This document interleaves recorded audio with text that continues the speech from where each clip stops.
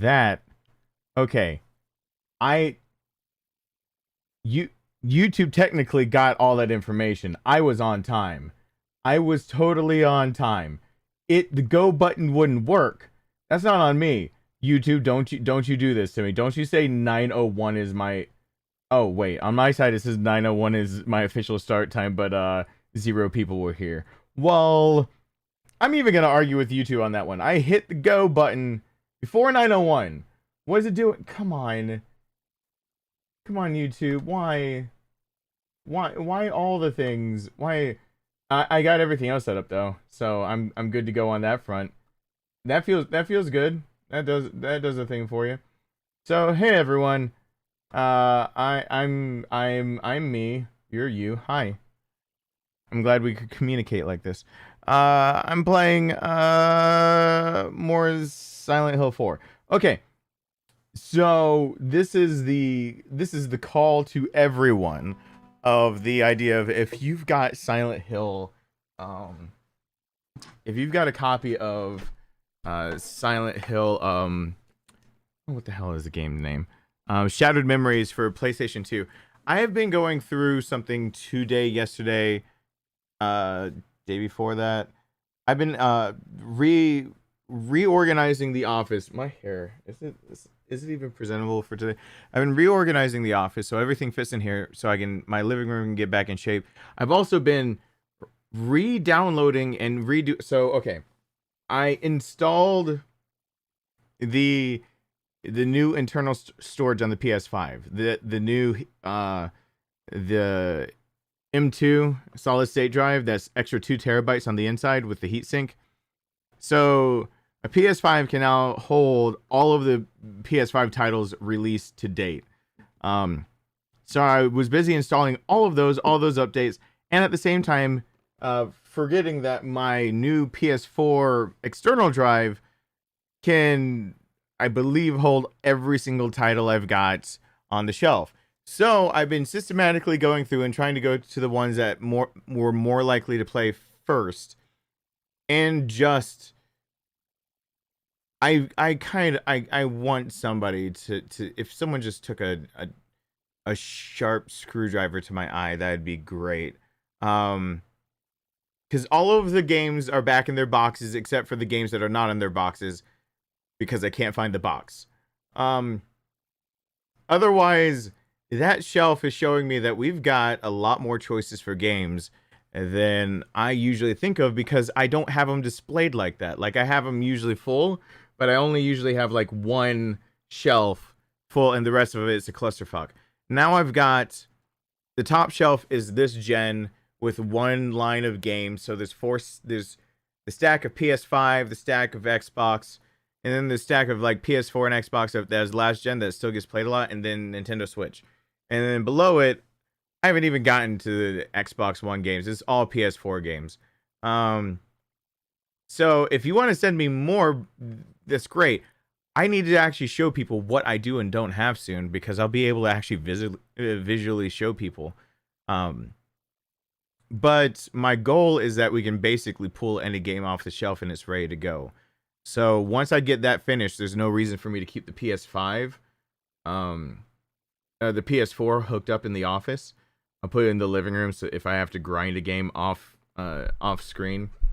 And the PS5 will officially get a spot up here. So it'll be like the PS5, the Xbox, and then the PS3, Switch, all that stuff on the bottom shelf, and the gaming PC. So I'm trying to make it so we can do a lot, but damn, there's a lot of things. Like, it's Halloween.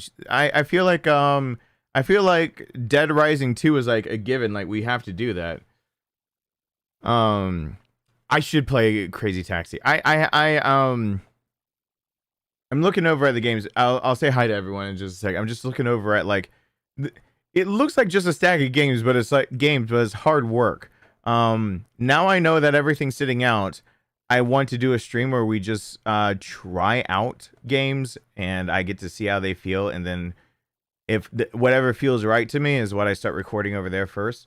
So now that I have everything up, I feel like we have to play Dead Rising 2. So I played Dead Rising and it's Halloween season month, whatever. This is Halloween. I've got a bunch of games that we can try. Just like pop in, see how it is for like 30 minutes, get a first impression, literally move on to a different game, and just make a playlist of first impressions. That's it. That's all I kind of want to do. So I can actually just see what they're like, because what have we never touched? The game Control. Final Fantasy VII's first impression, I kind of just want to see the openings. Ghost of Tsushima, Life is Strange, the new Life is Strange, Mortal Shell Enhanced Edition, the PS5 one. We haven't touched Miles Morales Spider-Man. I haven't done Scarlet Nexus. I haven't done Little Hope. And that's just this gen, and I can't see all the Switch titles. And then we, of course, haven't tried Excel World versus Sword Art Online. I actually have a guilty pleasure, which is Sword Art Online games, like because Sword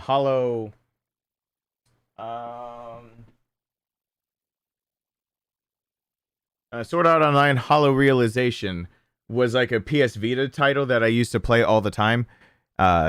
Just so I had something to do, and it was like just stupid, just kind of dumb dungeon crawling, pseudo MMORPG kind of whatever. Since then, I have acquired Sword Art Online Fatal Bullet, but more importantly, Sword Art Online Alicization. And Alicization has DLC coming out after it. If you hate Sword Art Online, I do not blame you. I think Sword Art Online Abridged is way better than the original.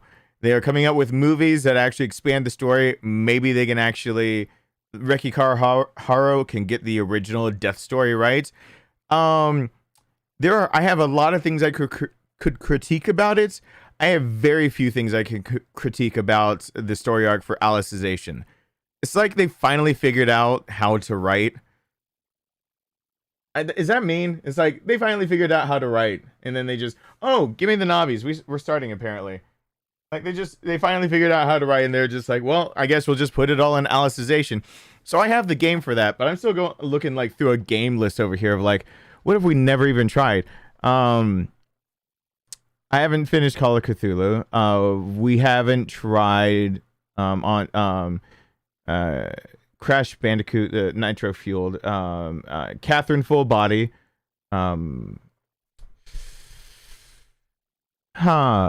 Dissidia Final Fantasy NT. I've got Doom Eternal. We have tried that. Grand Theft Auto 5 has only been played once on the channel with other people. I haven't played Gungeon, Enter the Gungeon on the channel. Gravity Rush 2. Kingdom Hearts, a lot of stuff. LA Noire, I don't think I've played for the channel. I need to play the Little Nightmares 2. I've got Neo and Neo 2, which are like long-standing challenges for me of like one day. Maybe I can get used to the controls and finally beat it. We tried out Prey. All the Tomb Raider games.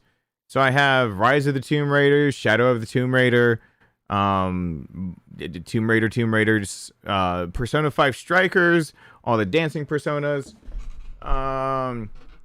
The South Park Fractured Butthole now is allowed to be played. I have Skyrim. I don't know if I've ever played Skyrim on my channel. Huanyan Sword 7, which is kind of Dark Souls-ish.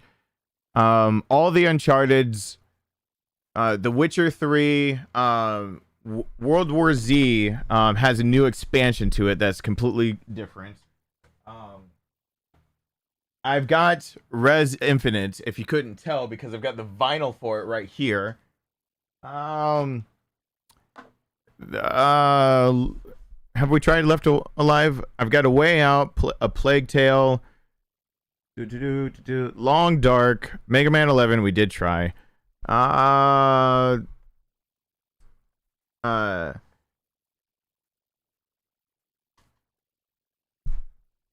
Neo no Kuni 2, and that is all I can see from my vantage point right now. So I have actually been trying to really get everything in order so we can try to figure out what I do and don't have, what I am and am not playing, And I do have a plan for playlists that I have not finished. What I'm going to do is finally, instead of my last attempt of like, let's get better at the game again, I'm actually going to play up to the point of a lot of games that I left it off at.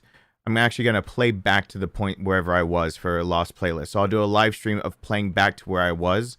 And the moment I get to where I was in the storyline, and what inspired me to do this is my God of War save is corrupted. I cannot get it to load. I can get parts of it to load and then it'll crash on me.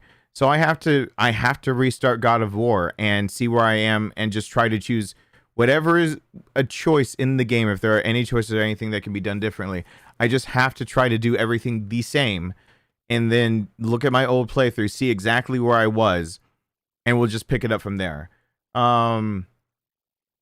And then same goes for Red Dead Redemption 2. I just need to play it up to the point where I was at in the story, and then instead of taking my old save, take the new one and continue. And I know it'll be a bit disjointed for people to see.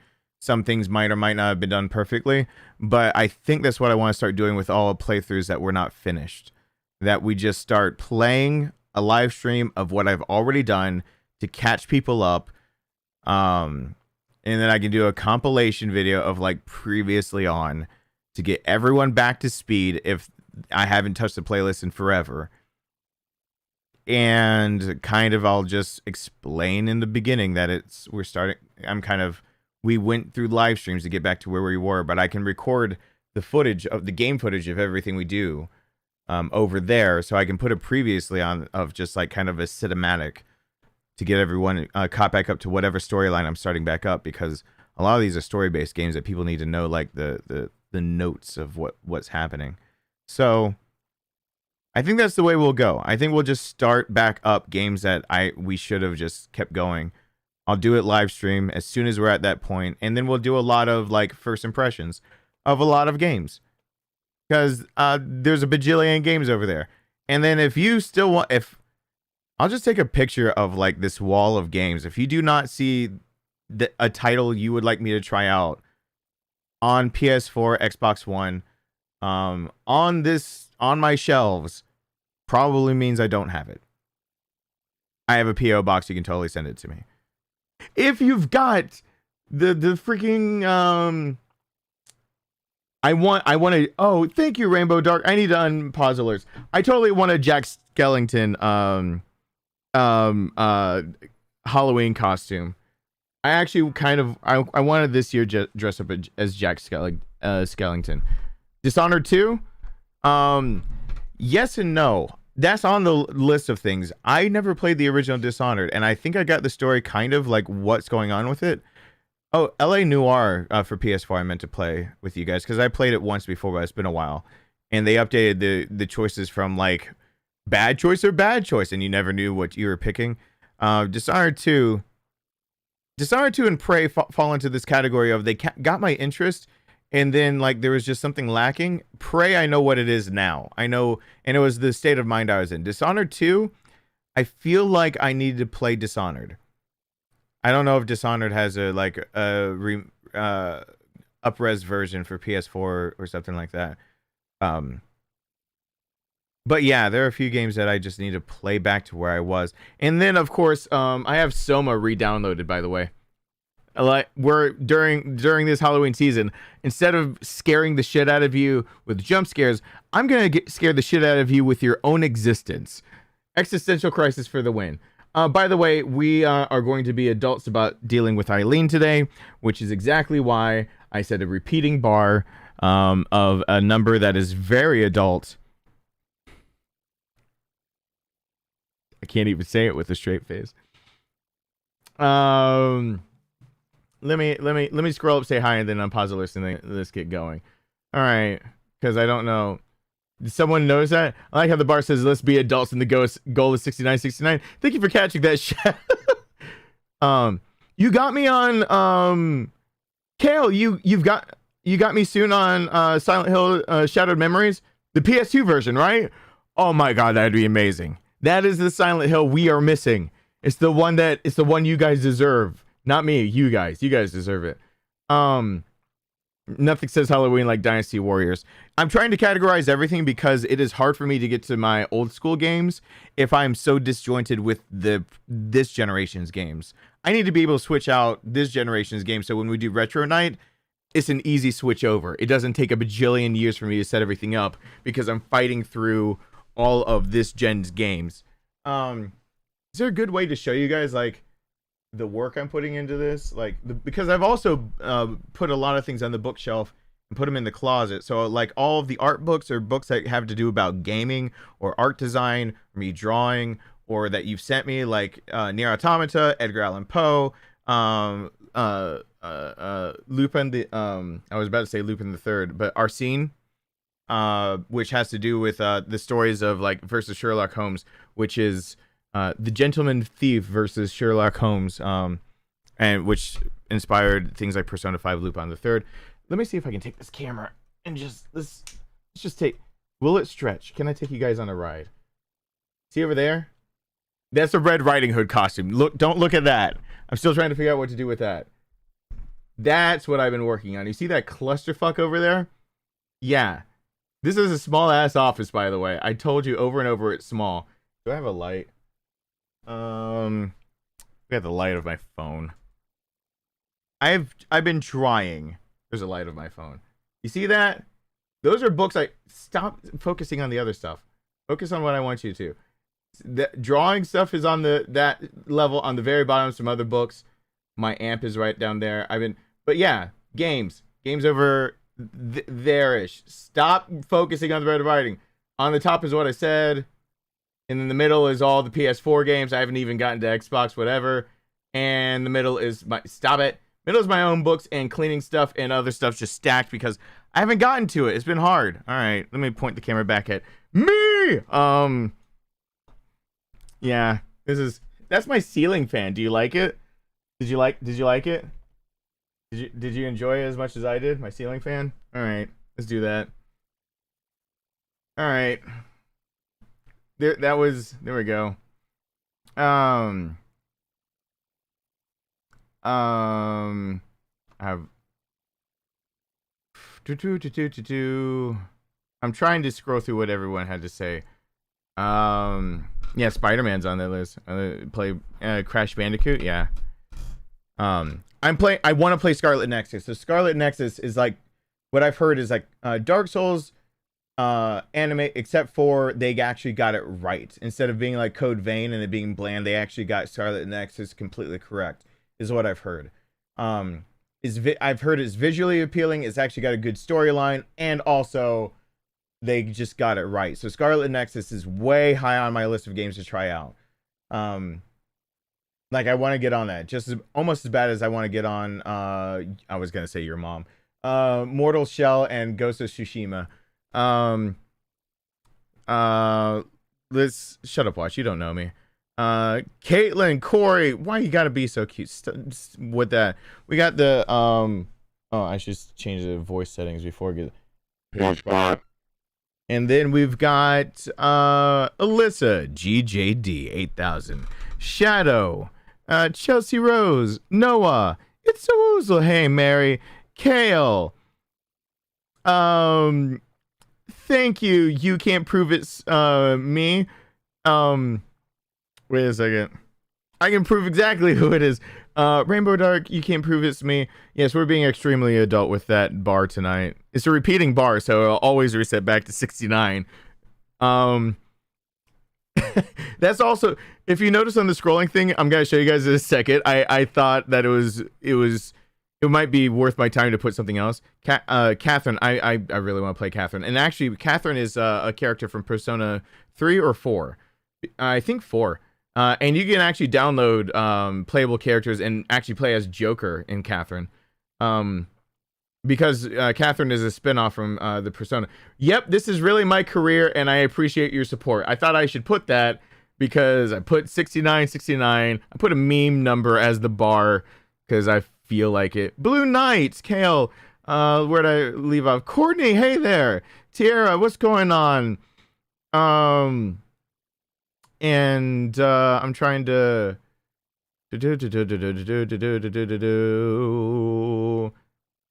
Jeffrey. Yeah, hopefully we'll get it. BJ.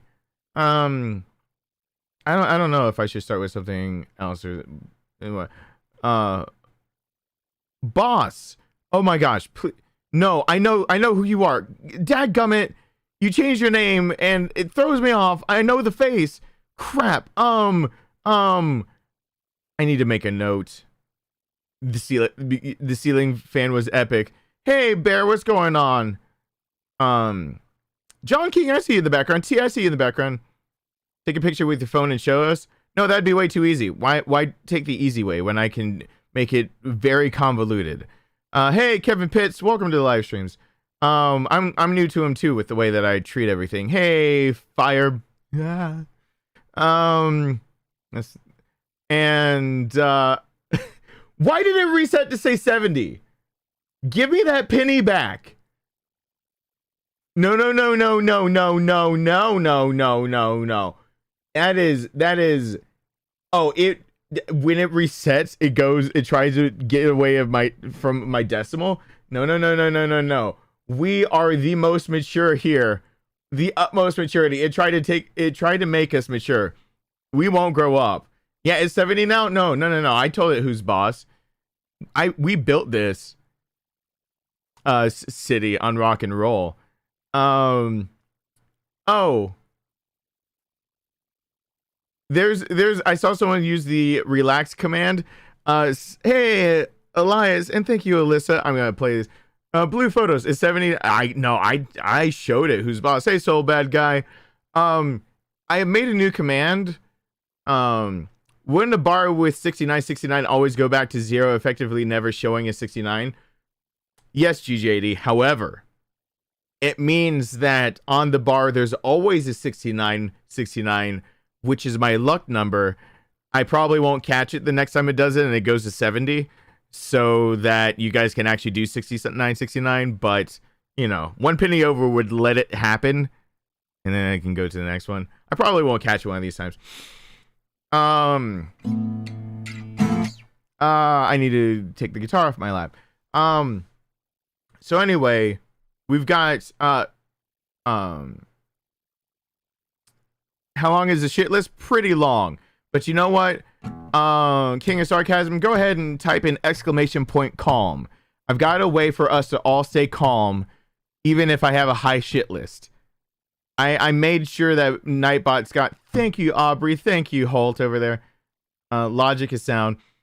I've got a way for us to stay calm. And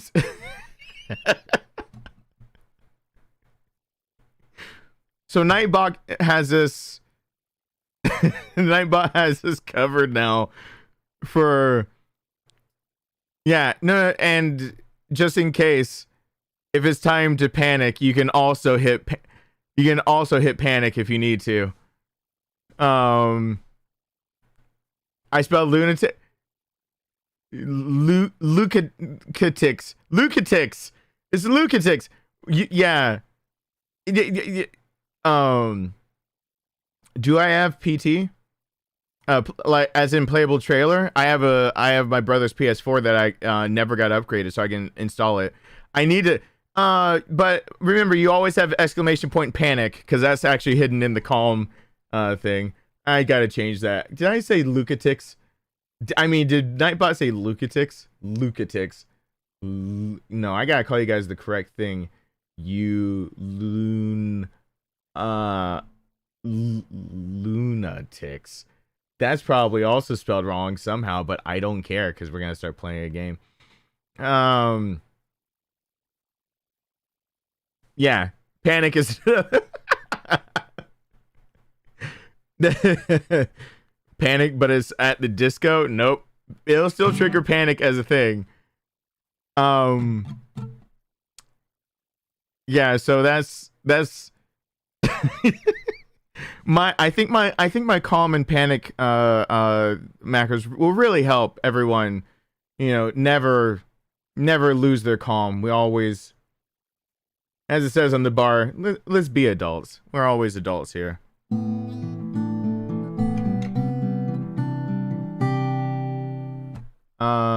We need a command for when he butchers a name. Isn't that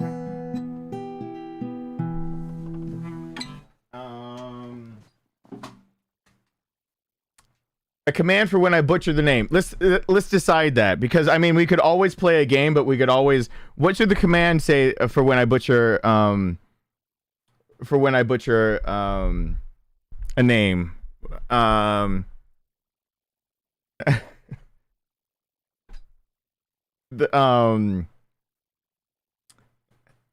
Hey Aubrey, hey Hal. Let's see. What should it say? Don't say spell check. No. It's got it. Don't shame me. Hey Nicholas. Greetings from Greece. Hello there. Chat memories was literally over my head, as in all that time it was on the shelf behind and above me, and I thought it was packed away. Oh my gosh, Kale, that's awesome. Thank you. Yeah. You can ask me a private question. Yes. You can send a message. I'll try to get to it. Messages to Instagram get to me fastest. Something sophisticated, but every third letter is off. So, names. Okay, a command for names. When I butcher names, when I get people's names wrong. Okay, I'll make a command called names. Why not? And I'll just add that in real quick. Doesn't take it like programming genius for it. Names.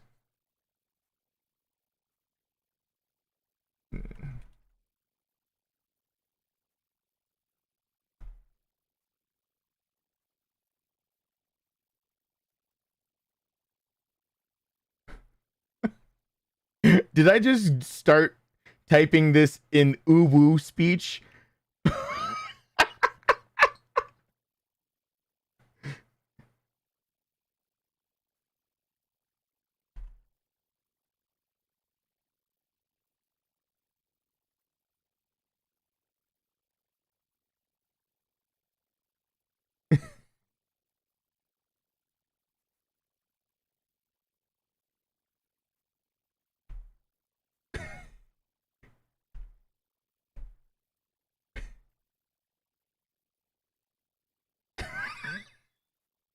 This just made me cringe the hardest. I think I have to put a timer that's high on this. All right, names. I submitted it. Just hit the names thing.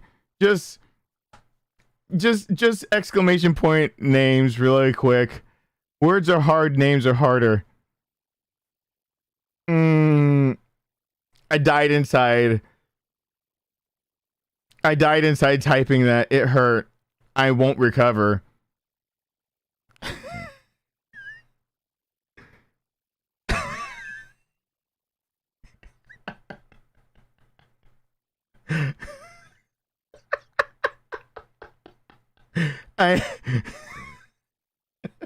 Oh yeah, it is. Yeah, what? That is straight up uwu speech. Nailed it. Nailed it. I think we will hopefully have nobody whining. And no one ever. Oh, I can add to it. Oh God. I threw up a little in my mouth. Names. Let's see.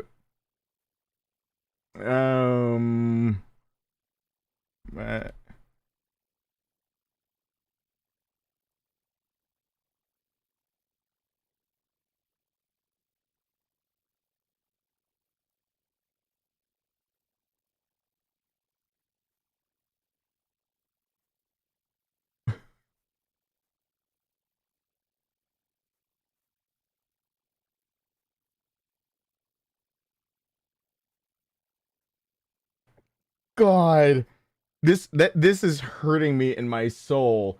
I'm cringing hard over this. Is all right. This emote honestly is only to be used when I say someone's name wrong. Don't abuse this or this command.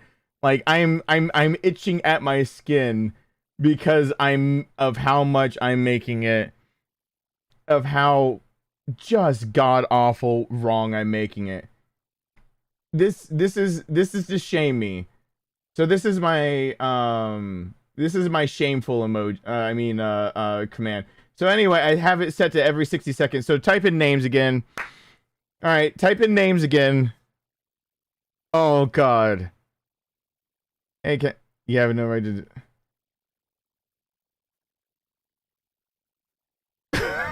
Oh, hey, it's all Chris. Hey, Ashton, it only got worse. It only got worse. but it sounds so boo. Boo.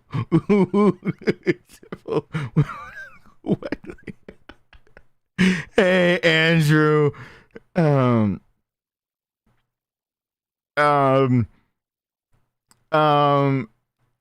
Carolee. I blame nobody but myself. Okay. I made it. So, okay. So we're only to ever. Let's make this very clear. Yeah, let's make this very clear, okay? Very clear. We are only to use the names command to shame me when I do not say a name correctly. It's only a shame. Please do not use it at any other time. So, for somebody who doesn't know the command, that they'll be taken by surprise, hopefully. God. Oh, what have I done? Oh, that can't. None of that feels okay. Like, none of it. All of it feels real bad, what I just did. Oh, yeah, Perez, this is normal. Are you kidding? My career is 20% gameplay at best. That's what we shoot for. Here at Darkness Inc., not incorporated, we shoot for trying to get 20% worth of gameplay. And my channel is 20% gameplay, 20% intro, 60% rants. That's about the ratio that we shoot for, and we are proud to say that we have managed to disappoint everyone with ratios like that. Is that big snaps on your shirt like infant? You're in baby thought to think. Yeah, you've got baby on the brain for that one. I big snaps like baby clothes, not quite. If it were like that, it would choke a baby. Baby, that would sound baby. If I say baby, it would choke. Baby, it would choke a baby. Baby would choke. You can't. You know what? Game. Good night, Aubrey. That's who it. Aubrey. That's who it is. All right. Let's skip on over. Boom. Here we go. I've had it on this screen the whole time. Screen the whole time, so we could actually see things. Let me unpause alerts. Let's hear this. And when people who deep throat have nightmares, they dream about this. God, I hate. Jack Skellington, the Pumpkin King for the win. Thank you so much, Rainbow. Oh God, my toes curling for some of these. I'm like, oh God, no. All right, how about you can't prove it? I usually am much smarter than the things that I say. Usually much smarter than the things that I say. Ah yes, because darkness is extremely adult. Have you ever had one of those days where you just wanted to end but you have crept on OBS to do and annoying people to deal with? That is my normal every single day. Yes, I do. Thank you so much. People who deep throat have nightmares, they dream about this. God. Might as well start the stream of Strong with the first set of 69 secondi. Can't wait to see another stream of you peeping on Eileen and exploring endless holes. Yeah, that actually sums up what's gonna go on. Okay. So anyway, the commands are I got 1, I got 3. Can I get a 5? Can I get a 5? 5 in the fishnets. 5 in the fishnets. Can I get a 5 in the fishnets? Can I get a 5 in the fishnets? Words I didn't think I'd ever say ever. Can I mention ever again? Honest things I never thought I'd say. Hey, Timothy, what's going on? Perez, hello there. Okay, let's do this. Garfield, hello. I don't know if I've missed anything. Oh, God. God, why did that sound bit ever exist? Cool. All right, let's get off of this screen. I can't hear my own game. Let's turn that up. All right. Here we go. All right, let's load. So for anyone before you ask, I'm playing it on my Fatboy PS3, which can play PS2 games natively because the original Fatboy PS3s had a PS2 inside of it. So it's got the CPU, GPU of a PS2 inside the PS3, so it's not emulating a PS2. It's actually playing it. It's just loading it faster because it has more RAM to work with. I think that's the only reason that loads it faster, and it can read memory cards internally off of that same internal source. So it's as if I'm playing it on a PS2 almost. Every now and then, because it loads faster, you can see a few things. You got no crack tonight? What? See, has no game to play. I mean, no, I got what? Ever heard an Australian say uwu? I sadly have. I mean, it's sad, but sadly for me. It's okay. Where was I? That's the most recent save, right? All right, let's do this. Yeah. All right. So where did I leave off? Oh yeah, I'm in the house. The house with the clocking ticking clock that I can't get near because I forgot what items do I have. Okay, I have a candle. I could get rid of it. I have a charm to keep other things away. Oh, I can't heal anymore in the house, can I? That went away. Now that it's haunted. There's a scrap of red paper stuck in here. Hey, Stephen Ore. I found 2 mysterious and powerful artifacts that seem to be very effective for evading the ghost victims. The Holy Candle and the Saint Medallion. Not only are they effective against the ghost victims in the other world, they also seem to prevent them from invading my room. Just like the candle near where they're coming in, and its holy power is activated. The Saint Medallion seems to repel unholy energy when worn. Equipped. Who the hell says equipped? In a note, I'm starting to gain some hope. July 25th. You shouldn't fire. Don't worry about it. Hey, Hammered Hobo, what's going on? Hey, Blue Knight, I don't think I said hi. Okay, what's this? It's a filthy envelope. There's a letter and a toy key inside.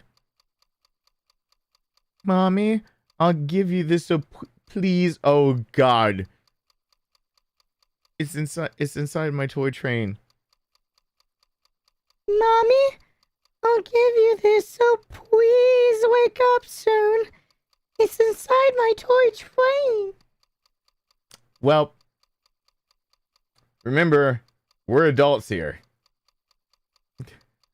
We are adults. It was a kid's letter. It's not my fault. Welcome back to the family, Eric. It'll say that actually right now. Oh God! Why are there so many animals in a jungle? I hope people flexing can be a different sound bit soon, because welcome back to the family. That needs to be totally different from the flex of people just saying how many We months. would like to buy one child, please. You know, it's funny when you're at work saying don't be sarcastic over and over in your head, but you already told a customer, oh yes, because the entire world revolves around you, and we all wait on your every whim. I swear to death is better than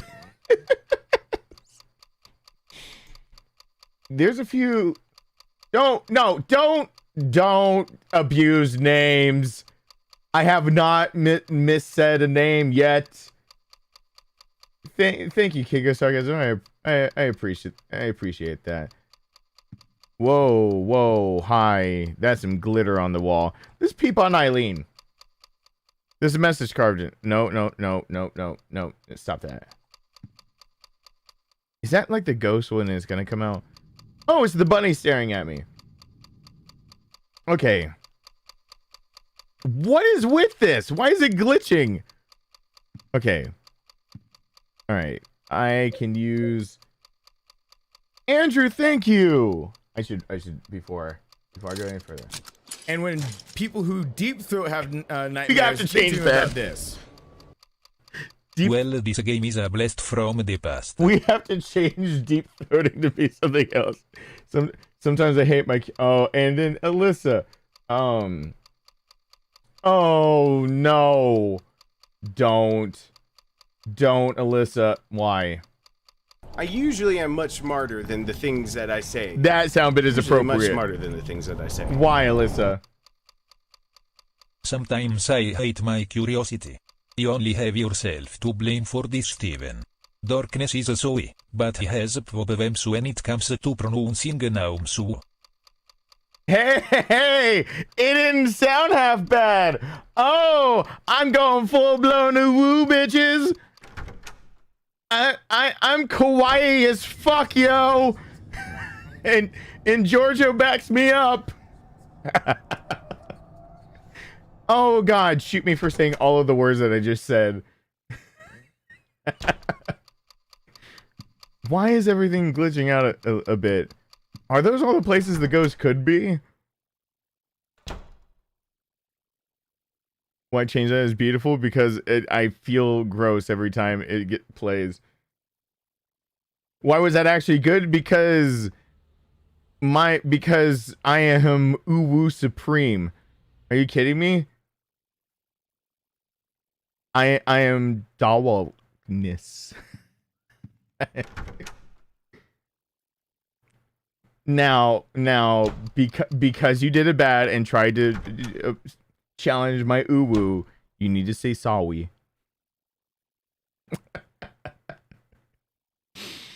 Oh, all of that hurts. Okay, I'm finished. I hope someone records him saying that in the most ridiculous way and posts it in Discord to make. Okay. If all of the things are dead, can I get my health back? How many candles do I even have? Do I have another candle? And can I use the doll? Do I have any other candles? Because I need this to stop. Eileen's got that equipped. Because I don't remember in this game. I've almost got a full set of wedges and everything else. I don't remember if you can start getting health back if you like cleanse the room. But I'm gonna use it anyway as a test. So let's just go ahead and let's just do that.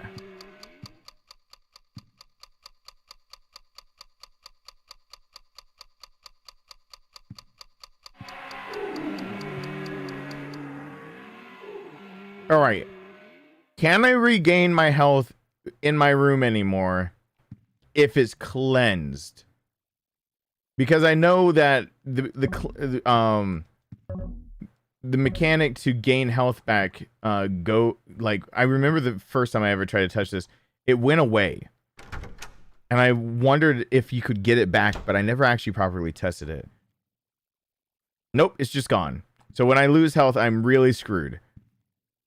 And I lost a candle over that too. Well, that is totes adorbs. I'm so happy for me. I can't with the uwu. Are you kidding me? I hate myself for that one. We're in the same camp. Would you okay, what should I wait, what? I'm sorry. Did this just fall? How did that fall? Okay, I have to heal myself. And then I'm going back. Eileen, I left Eileen alone because why not? I mean, she could probably fend for herself, maybe. All right. She's sturdy. Why do you traverse for easy birth? Did I see your question? I don't believe I did. Cause I'm easily distracted. There's a lot of health back. Let's go.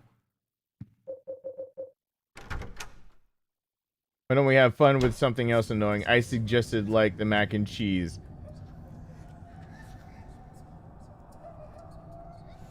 Okay, enter the hole, yes. Hey, Richie and Willow. Have I seen Jack Skellington onesie at Walmart? No, I have not. I have not. So this year I would legitimately like a Jack Skellington actual like full coat type deal, pinstripe, and just wear the mask and everything like that. Oh, there you are. What's going on, girl? It's been a few. I'm sorry I left you in here all alone like that, but you know I'll come back for you. I do not remember how to fight. That is how you do it. Okay, cool. The glitching in this is on some versions of the PS2, and someone told me that all versions of the PS2 chip inside of the PS3 are the glitchy version. So they basically use, hey, spare parts of PS2. Let's just use it on the PS3s. So some of the things I know that can glitch are just going to because they can. All right. I don't remember where I was going. Where are you going? Hey, Gabriel, what's going on? Wow. It almost feels like I should reload the game though. It's not just a little glitchy. That's all of the glitches. Do I have a map? I have a map.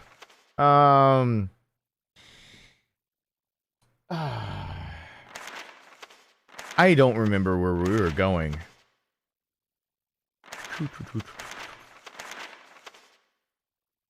There was the turnstile, the office.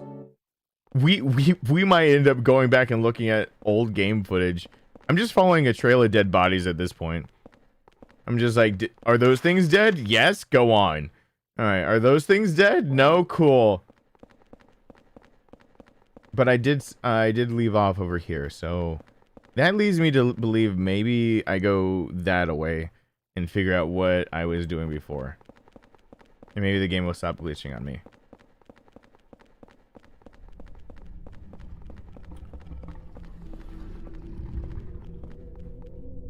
What's growling? Oh, that's right. There are ghosts that now can't permadie. Or, I mean, they couldn't permadie for a while, but...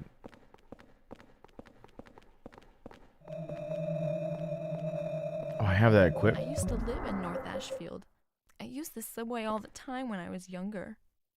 She has dialogue. I must be going to the right place. Which one, though?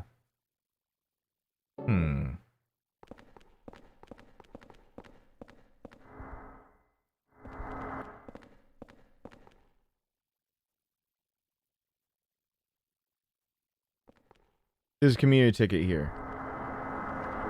Oh, God!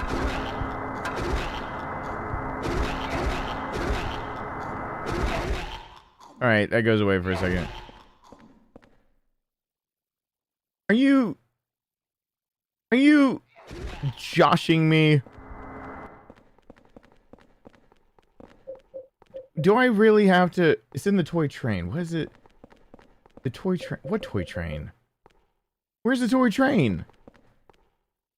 What the key? Okay.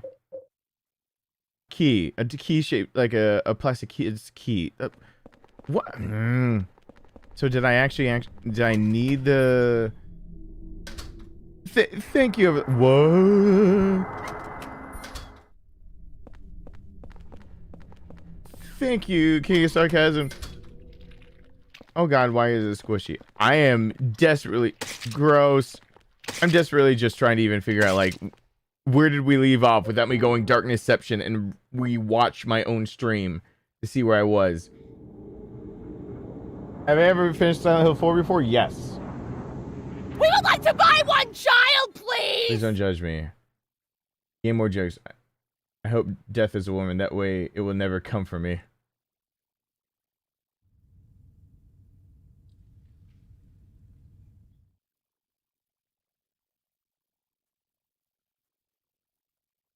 Where exactly are you taking me, doctor? Doctor, to the morgue. The man says, what? But I'm not dead yet. And the doctor says, and we're not there yet.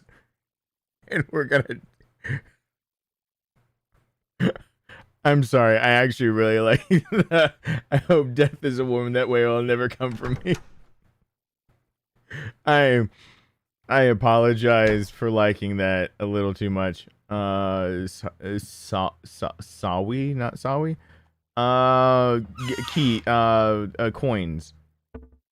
And where could the train be? Go up. All right. Maybe that's like a. I'm not gonna wear this yet. So. Huh. No. Oh, come on. Well, I already used my candle up, so shit. Is there a train? Is there a train? Do I have a toy train in here? Anyone see my toy train? I always lose. Why are there blades? Oh, God. Well, wherever it's coming from, I'll never know because the whole world is a vampire. Who will find the mac and cheese tonight? It's very possible, but I doubt it'll be found. Uwu talk is almost as bad as those moist noodles. It's just that it's sitting in there. The random sound. Okay, we might go watch my last stream. So Cynthia left something. I gotta go get Cynthia shit. Cynthia couldn't have died in a more convenient spot. What an asshole.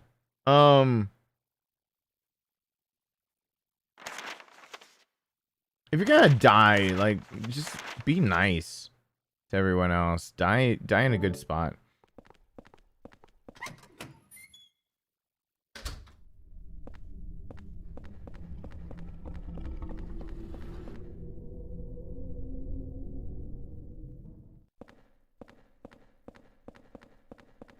Okay. So I can't use... I actually have to get down to the king's whatever. Okay, so I have to get down there to get to her shit. So I need to get her shit.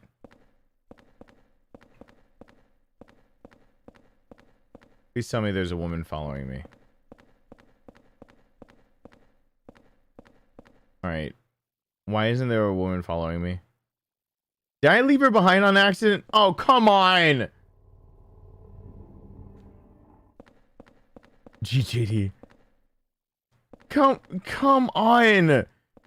Woman! Please! If I leave her behind, she's auto-magically hurt. Where even is she? Where did she go? Come on, I really should just reload it at this point. I've done nothing of substance with my life. Where is she?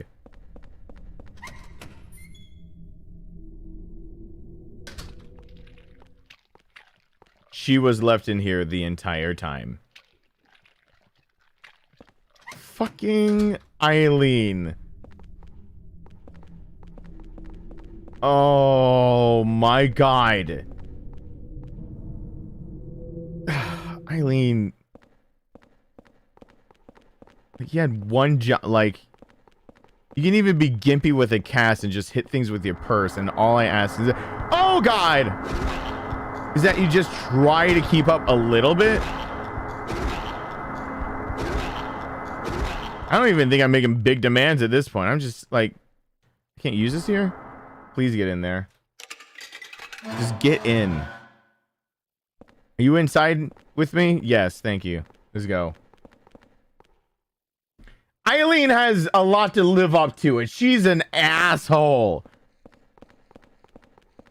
who has proven time and time again she hates my happiness and made me beat this in, like, the absolute hardest way possible. She made... So... The more Eileen is just not okay, the harder the ending is. So I've been told ever since I beat it the first time. And so all of my problems with the basically I had a bajillion problems with beating the game because she was basically unsalvageable with the way I had her, but I still somehow got her. Like, I'm proud of the fact I still got her. Ow! Ow! But it was like I barely got her.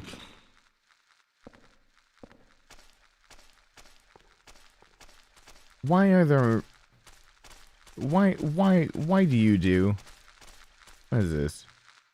Nutrition drink, thank you, because I need one of those right now. Why do you do what you do? That doggo wants all of my giblets. Can I kill him here? No, I'll just kill him later. What's the concept of the room? It's the continuation of the story from Silent Hill 2. So 3 continues 1, 4 continues 2. There's a horse riding crop here. Take the riding crop. You got the riding crop. Eileen weapon only. She can ride me?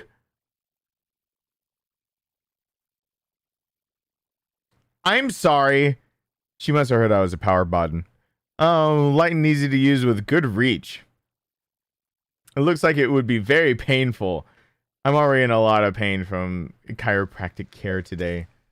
What's her purse now? Looks like it caused a little bit of damage. Well, you know what? Now she's got a riding crop. Why did it wiggle? Eileen, nope, almost as hard as help. Haunted walkthrough, the thing we did Saturday night. Continue. Holt noped out. All right, well, crap. Can I can't, going back up does not help me. It just brings me back. So I have to re-explore everything down here and get to the other side. And she now can... She's going to dress up like Michelle Pfeiffer Catwoman for Halloween with that riding crop in her hand. Alright. Can I use coins on it? Can I use a key on it? Nope. I don't know what I can use on it, but it's fine.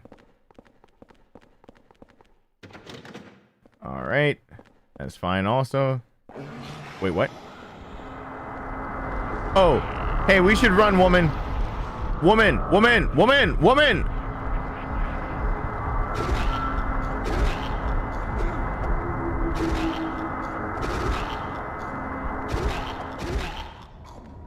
Let's go! If she is still swinging, I'm leaving her ass behind. I think it's that kind of mentality that made her get really hurt last time, but I kind of stand by it. What the fuck, Eileen?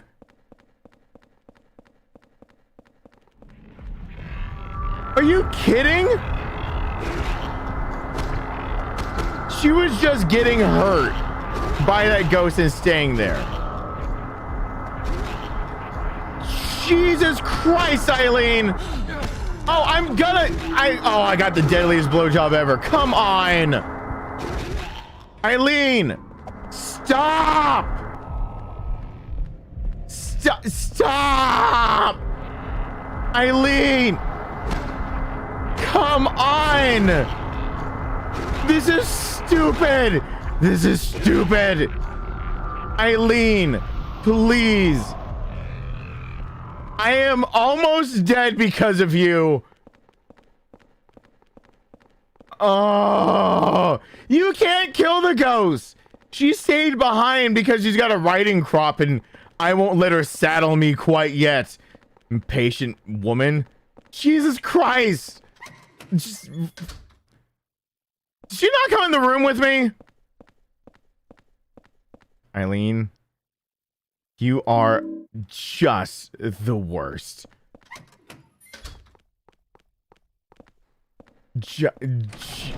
just the... Part of me wants to reset it already, knowing that I have barely gone anywhere and she's done all of the things I hope she'd never do. Alright, I don't even... Oh. No! Just no. No. No. I don't know where the train is. The train. Wait. I can't hold anymore. Fine. Then use this. What is this? Saint Medallion. Cool. Just wear that shit for a few.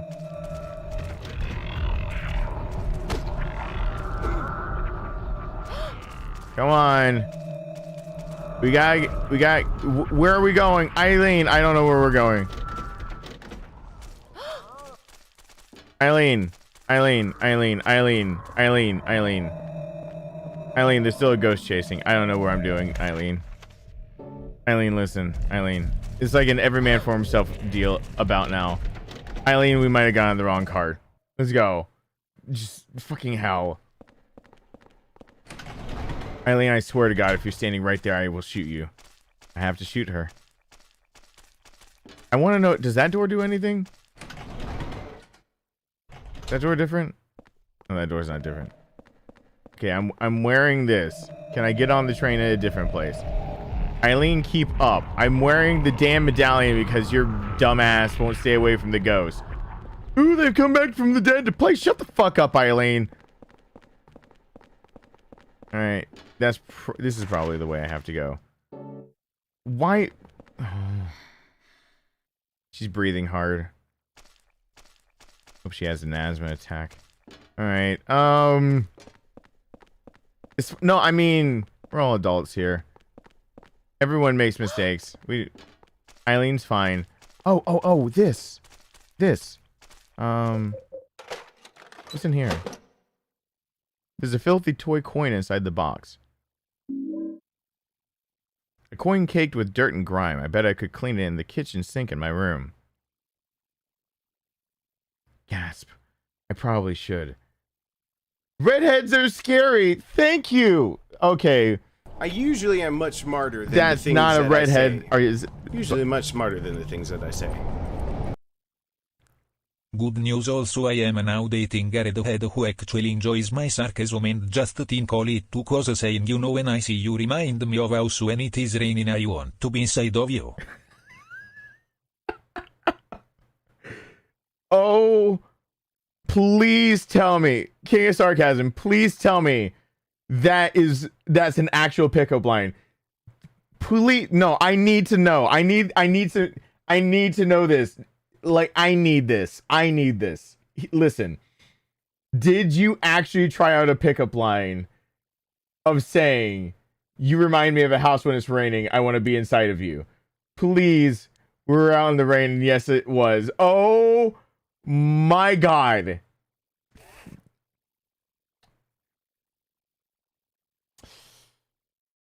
I salute you, sir. You are doing great work. Keep it up. Literally. Hey, Reagan.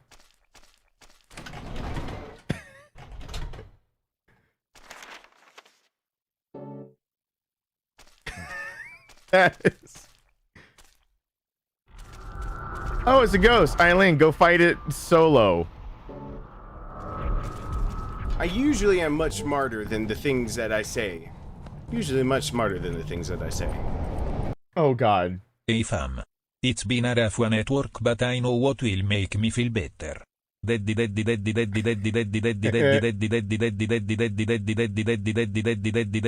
bring me Mike and creamy mac and cheese. Mike, thank you. Oh, God. What's with all the redhead comments? Most of them are poking fun at the fact that I have what is I consider a healthy fear, which I interpret as also respect. Don't break yet. Let me put her down. Because I don't know where I'm supposed to be going. Eileen, stop it. Stop it. Leave it alone. Put it down. I don't know how to treat Eileen. So I'm just going to start treating her like she got a hold of a bone, but she won't let it go. Oh, that's how I wanted her to sound. Like, no. No, rubber nose in it. Probably shouldn't rubber nose in the dog, but. Okay. Alright. Come on. Come on.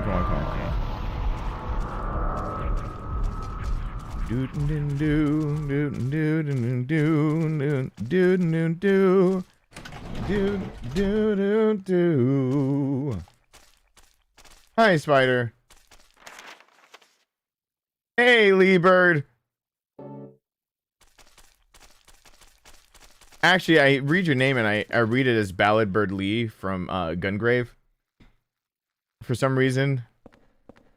Who is probably one of the bigger badasses from Gungrave. Alright, come on. Gimpy ass. Alright, I have to get to the other side because this key, I think, works the vending machine on the other side. So I need to find... Is that it? You know what? I'm just not. What? Alright, the pistol apparently is first nodding.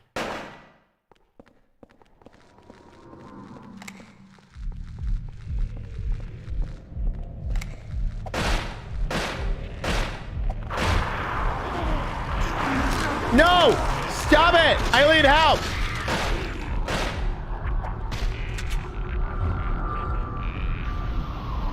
Ah!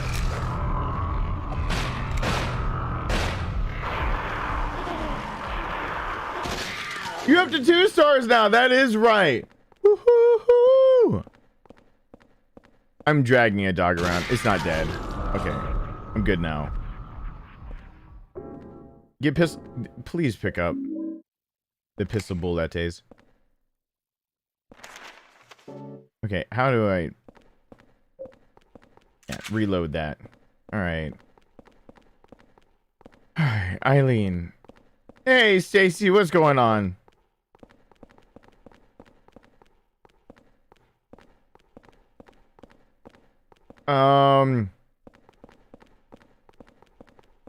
Yeah, she's got some ball stomping heels on, so I think she thinks she's doing damage, but really she's just hurting my resolve to live. Enter the hole. All right, I can use the shortcut to get back down there. Thank you, Liebert. I really appreciate that. I'm sorry that doesn't show up on the bar because I don't know what they're doing. I don't know if it's the bar or Streamlabs that's wrong. I will say this. Streamlabs just started a thing where you can do like a Patreon, but through Streamlabs. It's on that donation page. I opened it because I didn't know what else to do with it. It's a button, I clicked it. And that's literally it. It's just on Streamlabs. I clicked a button. So just wanted to let you know that if you see that, it's because I clicked a button. And I did that. And that was all me. I have to listen to me saying, why are there so many animals in the jungle, don't I? Why are there so many animals in the jungle? I've got to change that when people are just flexing about how long they've got. But you got you up to 2 stars now. You got the 2 stars. I got 1. I got 3. Can I get a 5? Can I get a 5? 5 in the fishnets. 5 in the fishnets. Can I get a 5 in the fishnets? Can I get a 5 in the fishnets? Words I didn't think I'd ever say, ever. Can I mention ever again? Oh, thank you, Liebert. I appreciate that. Good night, Chelsea. I'm sucking at this game, which we all saw coming. Putting up a purse. I don't know if I'll need I don't know if I'll need the doll. I need the doll. I'll get the doll. Alyssa flexing. It won't say it out loud. Alyssa, you realize what's happening. That's just going to say the... Why are there so many animals in She didn't just become. It's the flex move you can use now on here, kind of like being able to announce on Twitch, which I like that. But I can read what you said. Do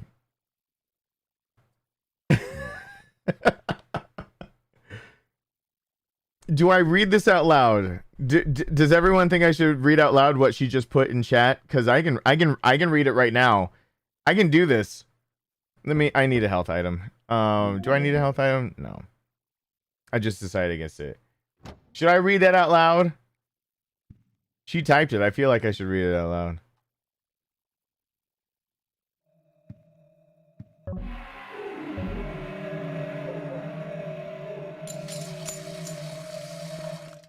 You've washed the filthy coin with water.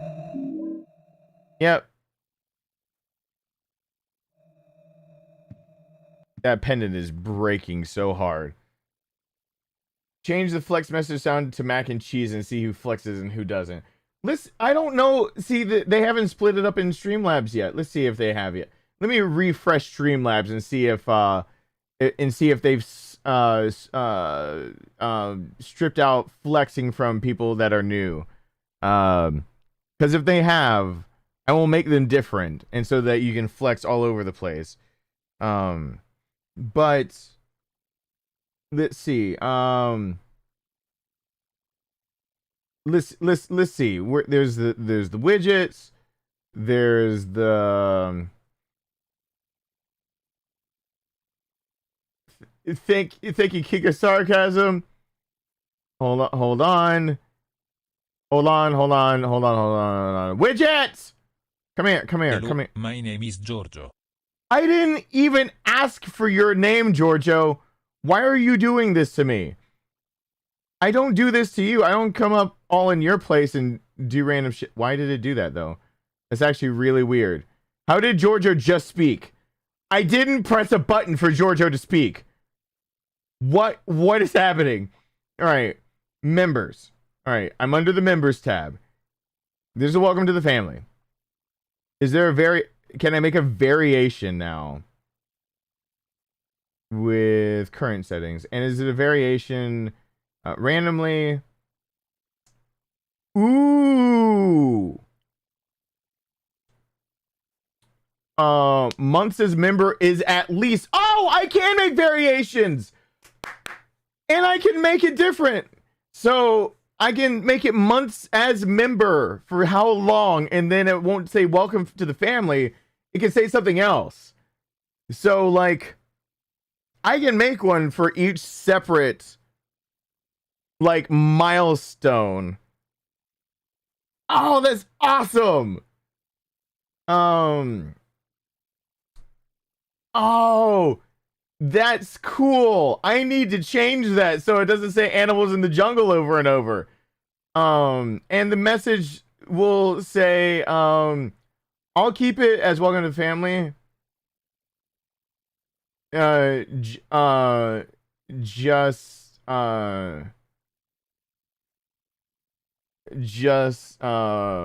flex those stars for the family to admire.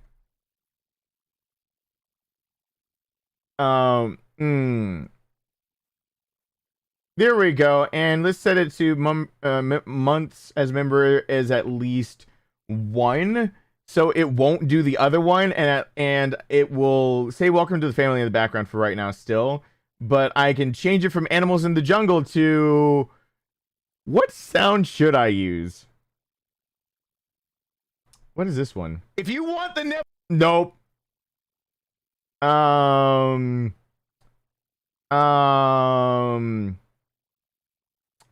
Let's see. Let's see. For people that flex, for right now as a placeholder... I love that you guys can actually flex finally. Well,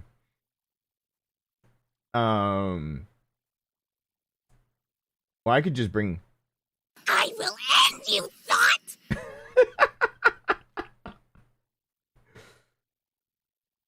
Alright. Wait. Wait. I could use something stock.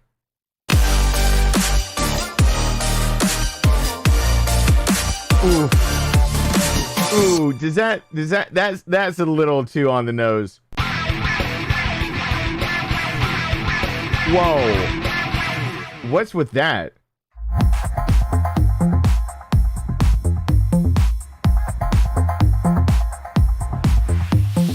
It's got to be shorter than that. It has to be shorter than that. Bumping synths. I love all these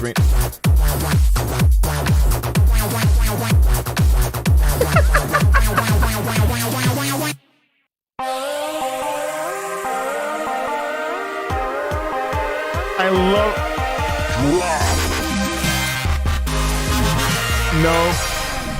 No. Dance it to.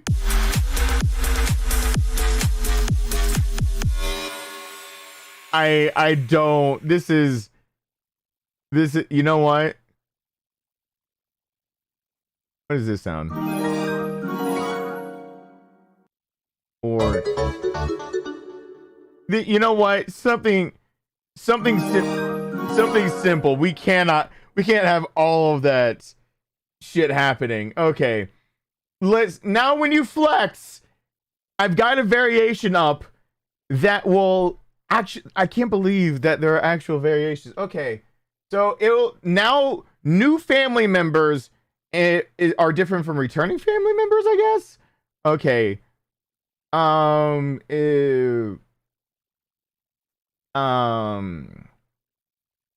Membership level name is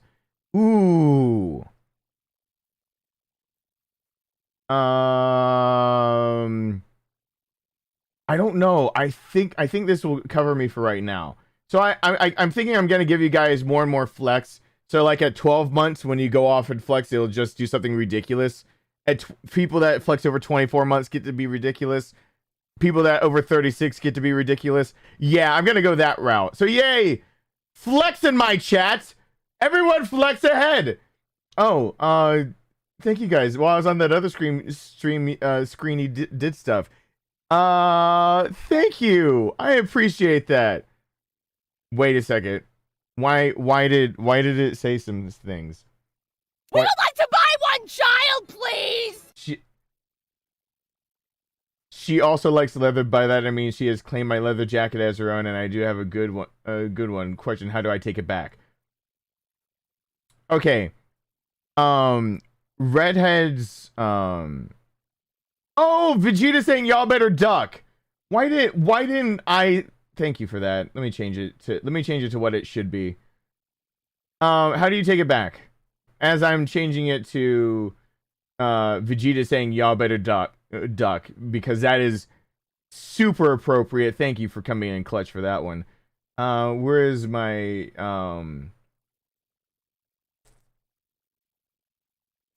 Yep, just gonna stand here and keep being awesome. There's nothing we can do against that kind of power. Hello? Awesome. Right here. We're all gonna die! You know what? All of you better duck, because I'm about to turn left, and I don't want to smack you with my dick. I need to turn that into at least 12 months, though. That's a lot going on there. So let's make a variation that is at least 12 months in a row. And if you have been a member for at least 12 months and you ping that,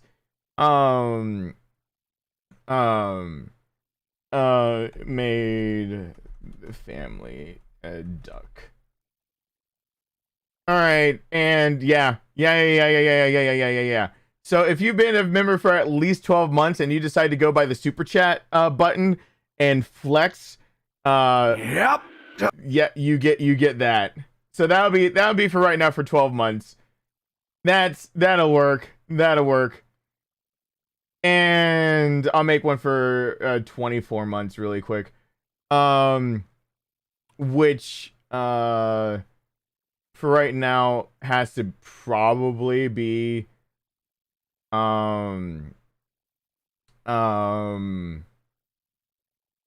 Allow me to indulge. yeah, that it has to be that. So let's do that. Preaching truth to the family. All right. And members for at least 24 months will end up bumping it up to will say my opinion for me. So if you've been at least a year, you're gonna make everyone duck. 20 if you've been 2 years, you make them you do other stuff. That's a good idea. I'm glad I just saw that, Shadow. Thank you for that. Now there's things. Oh God. I'm unpausing it now. Thank you, Lieber. Thank you. I usually am much smarter than the things that I say. Usually much smarter than the things that I say. I Oh hate. yes, Daddy beat me. I don't like how that sounded. Also, where'd my 6969 go? We're very mature here at Darkness Incorporated, not Incorporated. There we go. My 69s are back. All right, so everyone, do we have some Stacy? Have you flexed yet? Please. Do we have some 4-star shields? If you're 5-star, you'll get the content creator one. Do we have any 4-star shields here who have not flexed how long they've been a member? Let's try this out real quick. If you're a 5-star shield, totally. Oh wait. You're not gonna get the duck one. Stacy, just for you though, I'm gonna change it so it'll be that you duck. I'm gonna make it right now that it's ducking because you tested it out for me before I could tell you. All right. And where is it? Where is it? Where is it? Where is it? Where is it? Where is it? Where is it? Where is it? Where is it? Where is it? Where is it? Where is it? Yep. There it is. All right. Save that just for Stacy testing that for me. And for Julio will test it. Yep. Just gonna stand here and keep being awesome. There's nothing we can do against that kind of power. Hello? Awesome. Right here. We're all gonna die.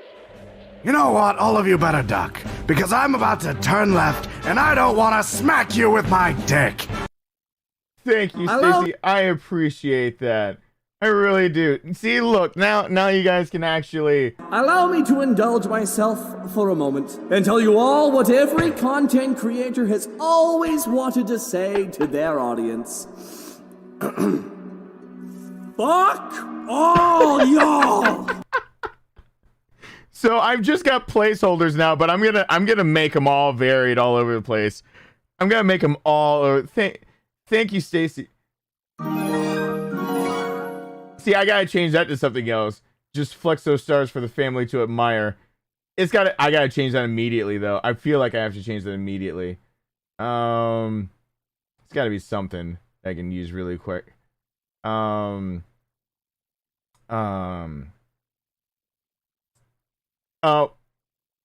I got it. I got it. All right, I have it saved. For those who have been with it for a little bit. Hey, Julio, by the way, I ducked just for you, Stacy. Hey, Julio, what's going on? There's another sound bit now for 1 month to 12 months. I'll vary it. I'll make it the same as the shields, and then I'll give you like more. I can't believe I can let you guys flex every month. Every month you can flex hard all over. There's a red paper stuck in here. I'll play a game again though for a second here. A few days after Walter killed himself in his... I feel like I just did Stephen Wright's voice. A few days after Walter killed himself in his cell, I wondered if he could see my... I can't finish Stephen Wright kind of even joke. You'll be 5 stars next month? Well, you've been a member for 2 months, so it already counted you as the other one, so I switched the sound bit over. I'll figure out the sound bits, don't worry. Maybe that should be for 2 years at least. Several residents witnessed a long-haired man with a coat here. Through his window, Richard Bantry in 207 saw the man moving something heavy and doing something in room 302. I'm reading all text now as Stephen Wright. Even Sunderland, the superintendent, saw the man with the coat hanging around 302 and confirmed there were signs of someone having been in there. July 17th. I poured spot remover on my dog, and now he's gone. I saw a sign that said, rest stop 1 mile. And I was like, that's pretty big. I'm not scared of heights like most people. I'm scared of wits. Should I just look at more Stephen Wright jokes really quickly and just try to deadpan them? Like, I usually am much smarter than the things that I say. Usually much smarter than the things that I say. what's the different sound now? That sound for the membering gave me a seizure. Don't worry. I changed it to something else. You hear fire giving me PTSD. Cue it in a second. Cause it's there as a. So, can I help you? No, but maybe I can help you. I need an adult. I am an adult. I haven't heard about Home Sweet Home having VR, nor how about Visage has chapters left unplayed. Let us all not forget it. Oh, fire! Yeah, Visage is another one I need to do.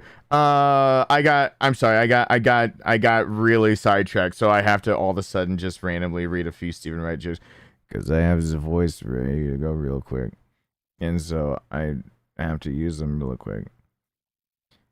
A clear conscience is usually the sign of a bad memory. A conclusion is a place where you got tired of thinking.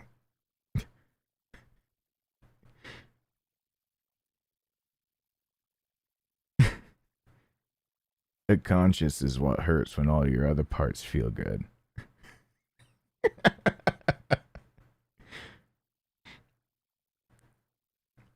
A cop stopped me for speeding. He said, "Why were you going so fast?" I said, "See this thing my foot is on? That's called an accelerator. When you push it down, it sends more gas to the engine. The whole car just ticks right off. And see this thing? This steers it."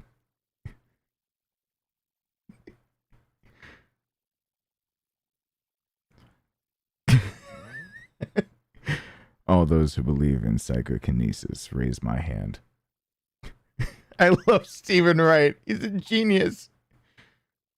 I remember one of his jokes as being, I don't see it on the list. Yeah, I'm like, if you think nobody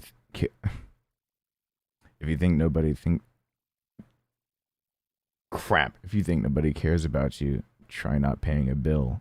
Something like that. Ambition is a poor excuse for not having enough sense to be lazy. I love Stephen Wright. Change is inevitable, except for from vending machines. Why does this sound like a bad romance novel? Stephen Wright is one of the best deadpan. Like the one-liner before Mitch Hedberg was one-lining everything and rocking that. Mitch Hedberg. I gotta let us never forget fire. Yeah, every month, basically, everyone gets to harass me now in my chat about things that I said I do that I haven't gotten to. So now you have a direct way during the live streams to spam the shit out of me. And if you all coordinate it, you all can send me pretty much into a coma in the course of 1 or 2 streams, probably. Did I get what I was going for? Yes, this coin. All right. So should I like go for what should I go for? Is this how we get on over? Do you come with me up this? Can you come with me? It's a ladder. Should I go down? Yes.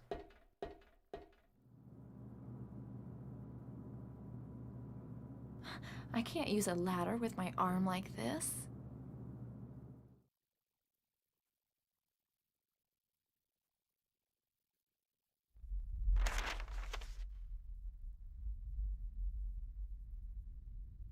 Okay, the question is, am I supposed to feel bad for her, though?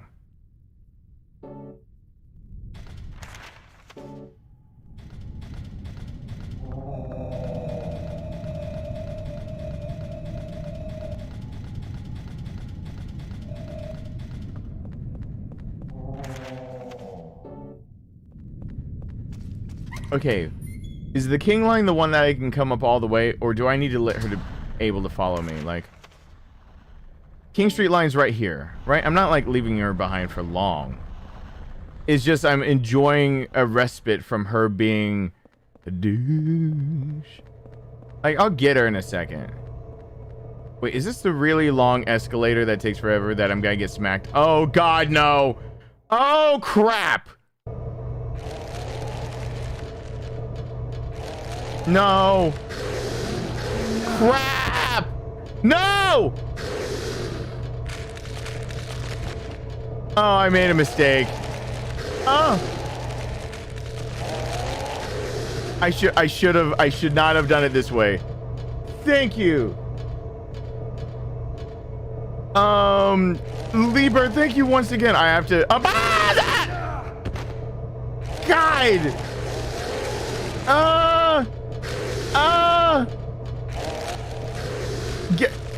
I have no healing items. I might have to legitimately reload. Again, the longer I leave her behind, the worse it gets for me. But I need the shit over here. And if she's with me, she's just gonna get in my way.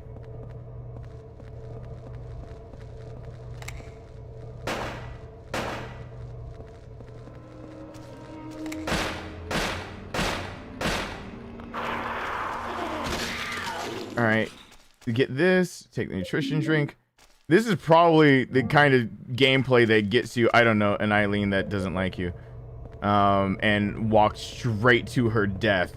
But you know what? She deserves it. Okay. All right. Get her shit. This card can go through all the places. This was Cynthia's. Take her commuter ticket. Yeah, loot her dead shit. It's fine. She doesn't need it anymore. I made sure of it. All right, and I can't like open this door with like or what, commuter card? What's the easiest way to get back to Eileen? Probably the same way I just came from, but just go fast. So now that I've got her commuter card, that means I don't have to do this escalator ever. That means I have to do it a lot. But I can do it with Eileen, which is important because Eileen can't take elevators. And Eileen, wait, do I get smacked on the way back down too, but just can't see it coming? Ah, God! Yes, I do. Damn, that haymaker. How am I supposed to see it?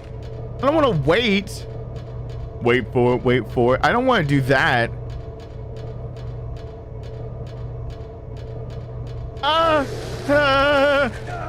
He didn't hit me. Shenanigans. Oh, God. Uh-oh. Gale, thank you. And I died. I think he's continuing to die down the escalator. All right, you know how I wanted to restart it because we barely got anywhere? Good news, everyone. We still barely got anywhere. However, now I can treat Eileen better.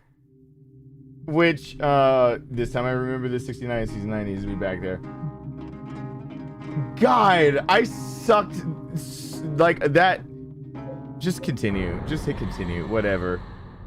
I sucked it. Wait. Let me pause it and undo all the... Oh, it has a continuation thing. I don't have to do all the things back over. Cool. I usually am much smarter than the things that I say. Usually much smarter than the things that I say. I like when you smell me and pop me like a wart on a frog. What? I am confusion. Oh, God. Oh, wait. We would like to buy one child, please! Bring me my child. Thank you, Jeffrey. No, listen, I'm back here with this woman. She's right here again. Thank you for the tip. Luckily I'm not a female, so I don't mind just the tip. Era a joke for all the psychics out there.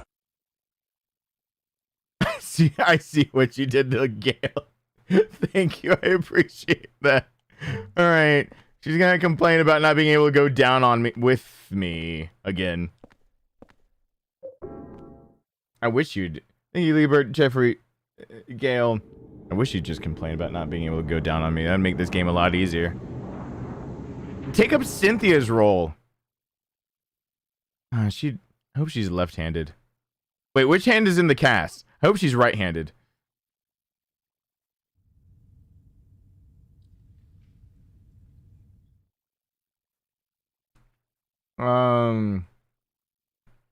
Wait. Did I say something right? Or say something correctly? A haymaker to... I don't know what I said.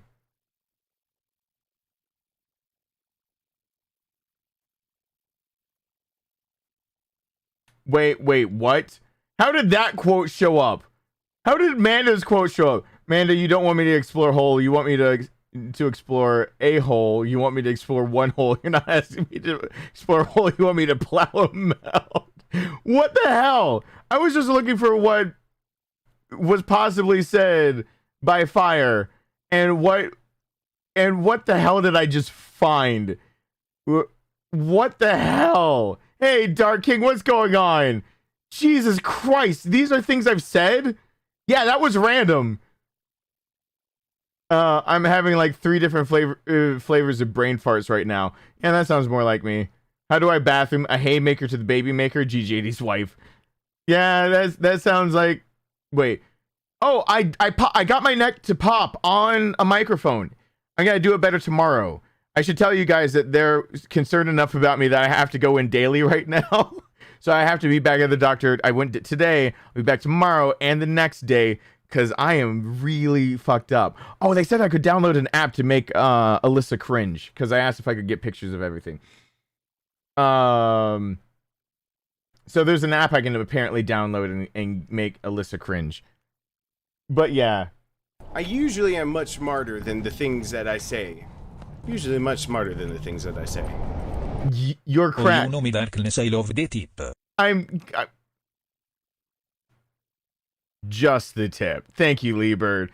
Yeah, I have pictures to make you cringe. Thank you, Liebert. Yeah, my crack. So the thing is, I took my lavalier microphone and I plugged it up. I did everything correctly. I took the directional one on accident. So it thought the cracks were like need to be canceled. Sound like it tried to block that sound out. So if I would play the recording for you real quick, you won't hear the second set of pops, but you'll hear the first, and they're really faint, but it just goes up. It sounds like a lot of static, and then pop, pop, pop.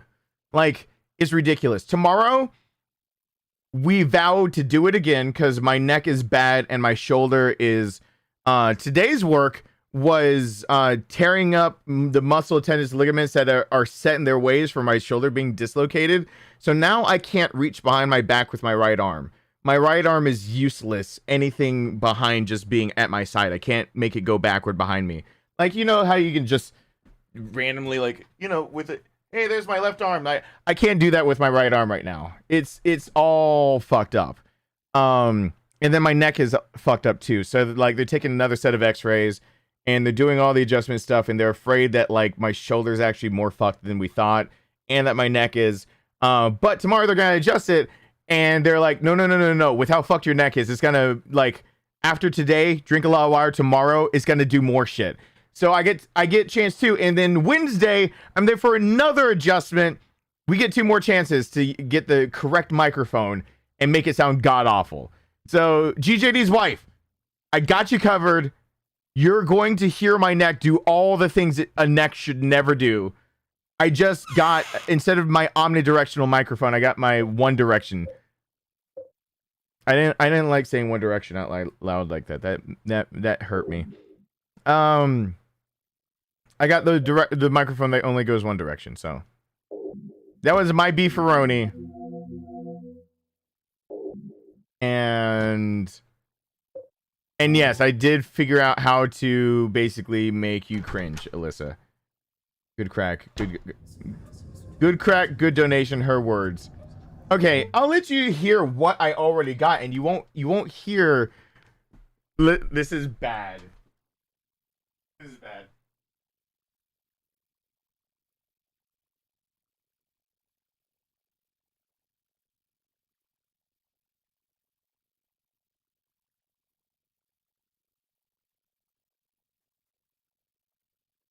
So for things like therapy, all that kind of stuff, I actually don't use my iPhone. I actually have a voice recorder, an actual nice one.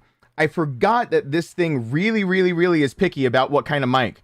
So it does, if you use a omnidirectional microphone, it picks up everything. If it detects that you're using a microphone that's directional, everything else, it and the microphone will noise cancel that shit. So there are pops, but they're just Nope, that's the therapy session. You guys can hear that. Let's see if I can get it. It sounds like nothing. Let's see.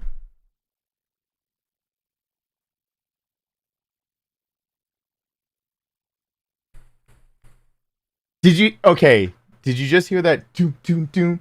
That was my neck. That was a singular directional microphone picking up my neck, and then it didn't do anything else. So I had it all positioned, and then I realized that it was pointed too far toward my chin hair. But if you just heard it just go poof, poof, poof, that was a microphone trying to cancel out the sound of my neck, and it made that sound. So if you tomorrow We go for victory! I used the wrong voice for that. We go for victory! I meant to use that voice, but I used We go for victory! I used Genbu. Whoops. Hey, Peter, what's going on? I can't believe I Genbu'd that. I Genbu'd myself. What the hell? What am I doing? I usually am much smarter than the things that I say. Usually much smarter than the things that I say. Don't. Yeah, my right arm is useless because it's a big floppy. Don't. You don't want to look too hard into what I say. Those words will get me in trouble. Somehow. I don't know how they will. Crack equals moist. No. We'll get a better one tomorrow. I'm gonna use my iPhone and I'm gonna use the omnidirectional microphone. And they said I'm allowed to test it on another patient if need be, because even the doctor was like, I want to hear my good work come through on that microphone. And I was like, I made the joke. I was like, you want to come on my microphone? I swear to God, I just repeated that. I wasn't thinking about that. I don't know who it was, but in reception at the front, they heard that apparently. So I just all of a sudden, I just all of a sudden hear this like wave of laughter, and I was like, I'm sorry. Sometimes I can't turn it off. All right, there's sometimes when people get me in that mood, and every now and then when I'm in that mood is when I'm in pain. Where I'm in the mood, like when I'm talking to you guys. So if you're gonna say something like I want my good work to come through on your microphone, and I say you want to come on my microphone, I'm gonna say it out loud.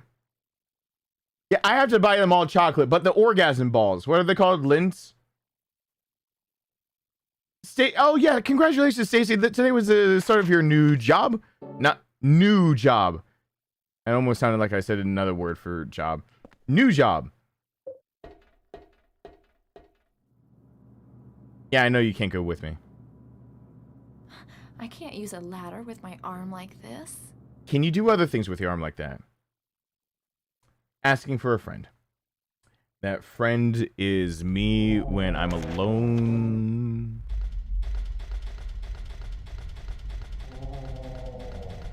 All right, let's get her properly. Like the proper way to do this is supposed to unlock this, I think. Wait, what? Oh God, no, wait, what? Wait, what? Wait, what? No, there isn't a proper way to do this. I am actually supposed to go running on. I gallivant on my own for this. Okay, cool. Let's go. Let's do it. How do you show how long you've been a member? Dark King, go and right next to where it has the super chat symbol, There's also a on that drop down now. There's also a like a flex button underneath the stream if you're on mobile or computer, or they need to separate that out from the other stuff, but it's fine. At least they put it there. At least a flex button exists. Uh-oh.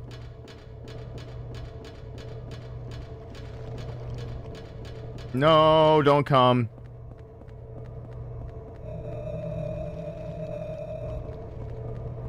All right. Attempt to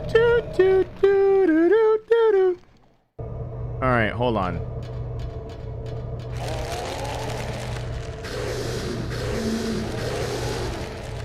Got past it. All right. Ah! Come on.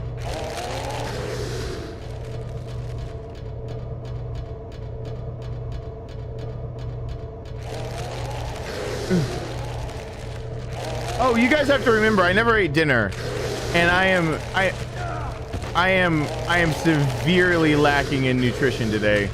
The doctor being at the chiropractor today made me extremely sick because of the pain in my shoulder, and I have actually not. So I won't say I have a high tolerance to pain. It just depends on what you do to me. In a lot of cases, I guess I have a higher tolerance because, like, I'm sitting here streaming and I still haven't taken care of my ear properly. So, you know, sounds should be hurting, but, you know, they are kind of.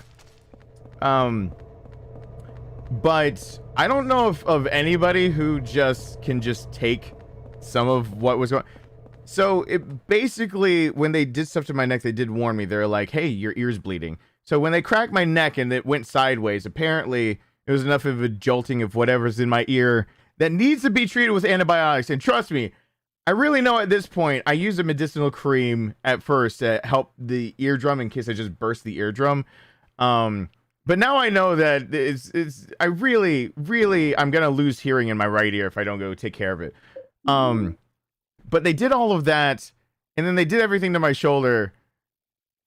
And so today, like, I could not keep food down, but not usually because of my normal stomach problems. It was because I just, the thought of eating, and then it was hurting most of today. It was just like, nope.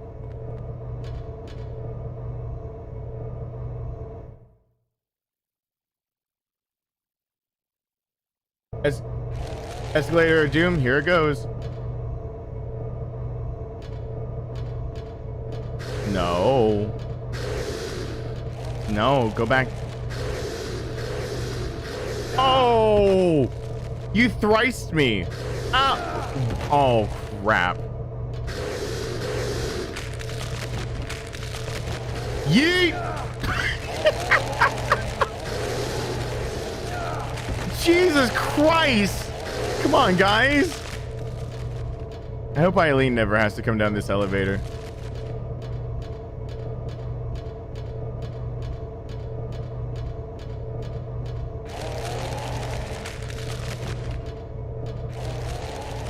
All right, hear that in my left one this time.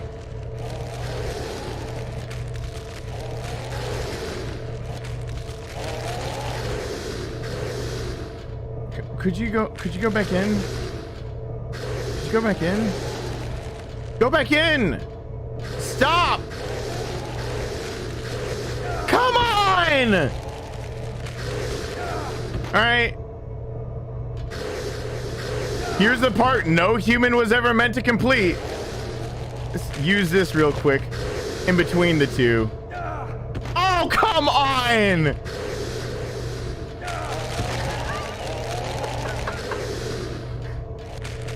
Oh, this is such bullshit.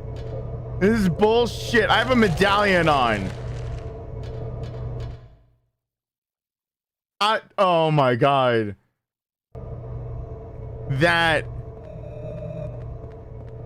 Oh, that was such bullshit. We all know that was bullshit. Don't try to tell me. Don't feed me that garbage and tell me that was a bullshit. I know bullshit.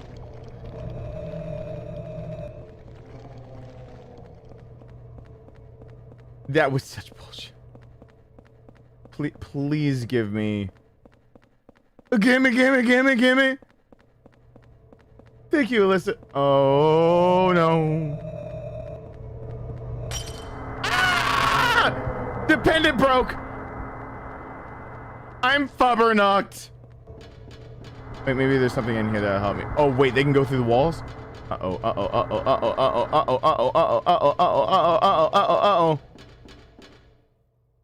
Finally, I have the train handle. Through the driver's seat window, I can see light coming from the side of the tunnel. Train, if only I had the train handle. Train handle. Fuck me! I am so fucked. Don't hit me. I can't get down from here? I thought I could get down. Maybe it's the front I can get. Fuck. Ah! I'm fine. I usually am much smarter than the things that I say. Usually much smarter than the things that I say. Like he said, my curiosity kills me sometimes, but you were the first. Just to save you from having to use Genwu voice Willis. I'm so sorry, Giorgio, but you were made for this. Daddy, please no more mac and cheese, please. It was almost normal. Hey, Stephen Jordan, what's going on? That was almost normal. Everyone hashtag Awissa.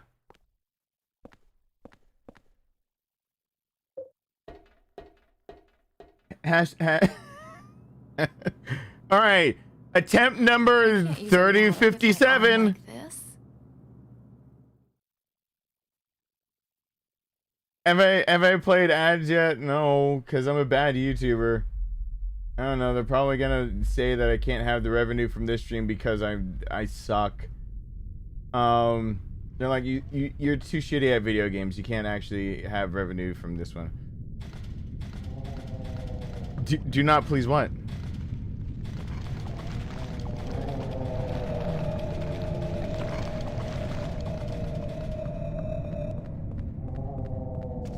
No, Jeffrey, stop. No, this elevator was not meant for human beings. And I almost mean that literally, I think. Jesus H. Should I just go on the other side, get the thing, come back, then bring her? Because if I... Alright.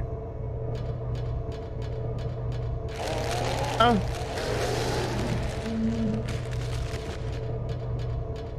Ah! I looked to this.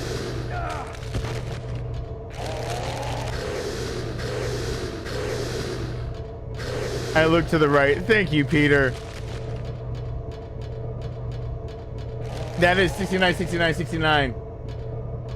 We are mature here. We are all adults. Fuck! No.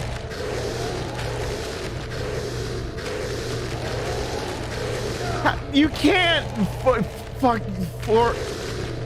Go away. Go.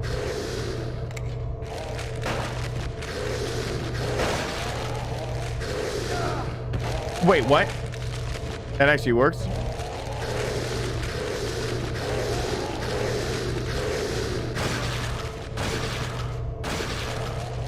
Wait, what? I was supposed to be hitting them? Wait, what? What? What? Come on. Am I the dumb? Am I stupid? I might be. The answer might surprise you. I'm not superstitious, but I am a little stitious.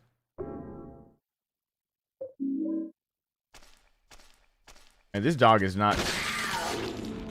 That dog's not dead enough. This is bullshit. This is bullshit. Hey, Peter, thank you. We would like to buy one child, please! Well, you have to buy a child if you keep going for the 69s. That is not how you make the baby. But thank you. There's a lot of fun, but there's just no baby. You're gonna have to flip that back around. But the game did have to clarify that one was equipped. What's exciting? It is always hard to keep up with what's going on in chat.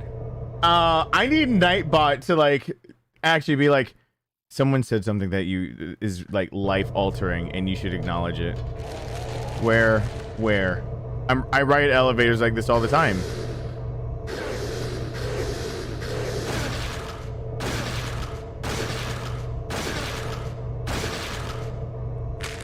Don't you ride elevators like this all the time? Is this really?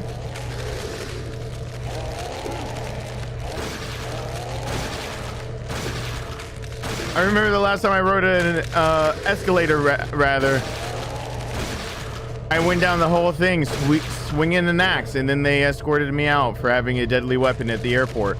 But before that, everything went supremely well. There were like no wait times. So pro tip, you might get in trouble for it, but lessen your wait times at the airport. Do this on the escalators and you will not have to worry. Hit the other one! Hit the other one! Hit the other one! God, you made me worried. All right, cool. Go. Oh, Horizon Zero Dawn's finished downloading on the PlayStation. We try and use Navi to let you know it's important. This wasn't important. Navi is to let me know you're here. The Big D love gets my attention to let me know, like, that's how I envisioned it. It's not what it ends up happening, but it's kind of how I envisioned it after I made the Navi. Like the Big D love would get. He was trying to conserve axe ammo. Yeah. Good night, Lee Bird. Thank you so much for being here and supporting. I appreciate that. Okay, I gotta go get Eileen. Eileen's being a little babe. A little babe. She's being a babe. Wait, is this? Yes.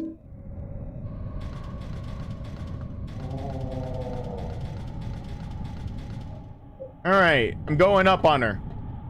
Yay, what's going on, baby? Hi. Oh, baby, give me one more chance to smack you around. All right, let's go. So if you follow me, listen, girl. If you follow me, we gotta get to the vending machine. The vending machine we need is not the vending machine we're at, because this game is a big bag of baby dicks. So we need the other one. I don't know if we can go around, but you're gonna need to limp a little faster because we don't need to be running into any more ghosts. My pendant doesn't like what I've already done to it. Let's go up here. Just keep up with me. This all you. What the fuck did I just say? Fucking hell! Are you kidding me? She could not have come up the stairs with me. Oh, she's waiting there like in a sassy pose. Like I did that shit. Like it's my fault. Yeah, that's my fault. No. Let's just put that one on me. Let's chalk that up to the I failed column for you to walk up a few more fucking stairs. Good night, Stacey. I'm having a mental crisis over here. Please excuse me.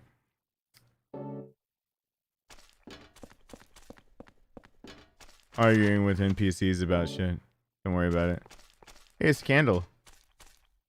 Take the holy candle. I got the holy candle.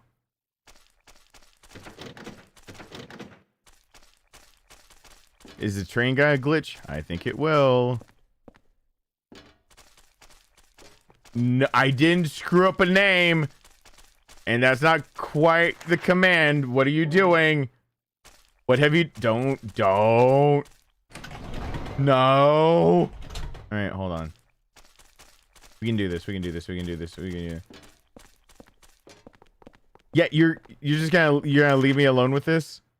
How could you? I can't believe you've done this. Like, wait. Come on. Come this way. I don't know which way we're going. I thought you... Don't hum me. I thought you brought the map.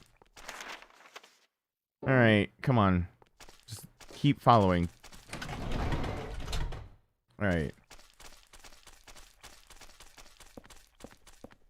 Just start arguing like a couple. I thought you brought the map. No, I thought you brought the map. I'm not the one that packed the map. You packed the map. Where's the map? You didn't bring the map. Where'd you bring the map? I don't well and truly know exactly what I'm doing anymore. I left her behind. I left her behind.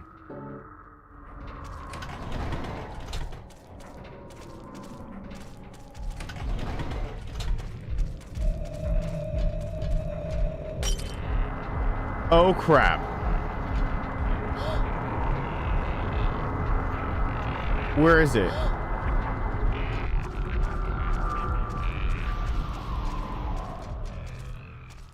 Eileen. Eileen. We're going up here. I don't know what this does, but it does something. Please tell me we didn't go in a circle. We're walking through a lot of sticky floors here, Eileen. Trust me, the ectoplasm of these ghosts. It's ridiculous. I know. Did I lost my sense of direction? Damn it. And my pendant broke.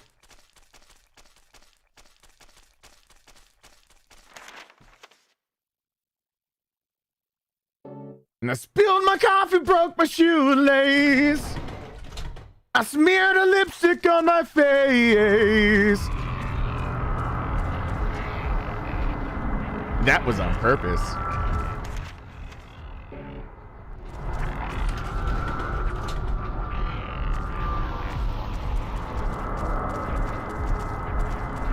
No. Go down. No, she will fight you now. Go down. Come here. Eileen! Stop! Eileen! Fucking Eileen! Get over here!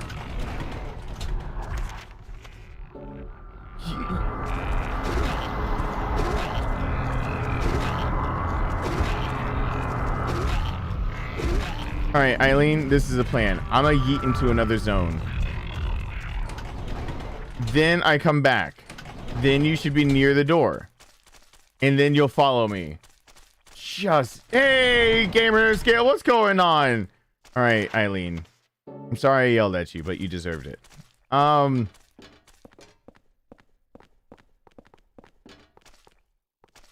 Plus, I'm having a seizure from my game, I think.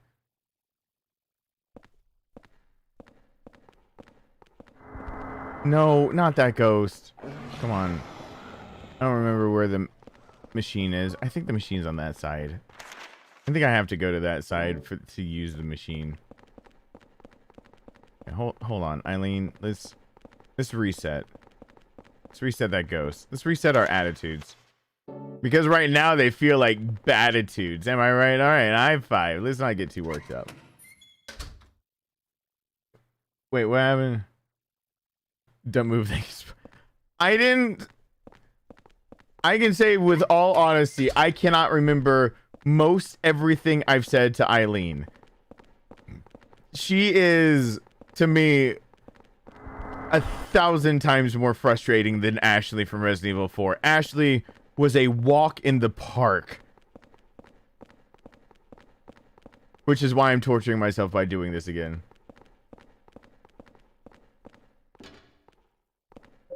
Alright, what do I get? Do I get the crank? This came out of the vending machine. I got the murder scene key. What? Tag on it says murder scene. Maybe we go upstairs? And use it on the other side? Come on.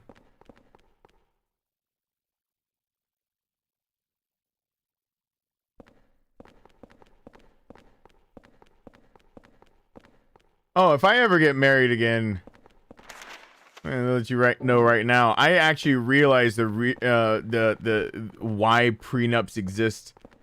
A really good reason why they exist now. It's actually so kids don't get screwed over, in my opinion. But that's just for me. It's someone saying that they're attending a wedding prenup. I was like, I should, like, photograph it, like, or videography it for me.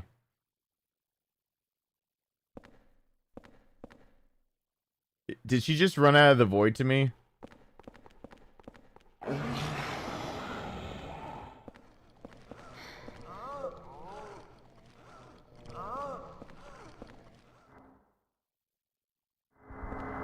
Wait, what? Okay.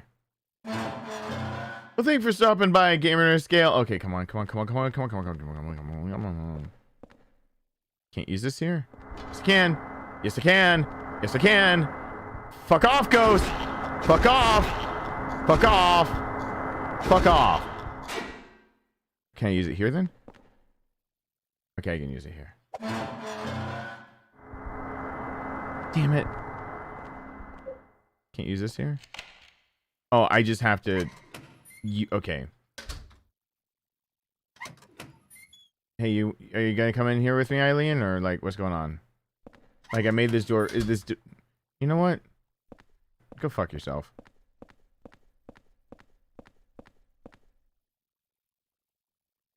What's a train handle doing here? Take the train handle? Got the train handle.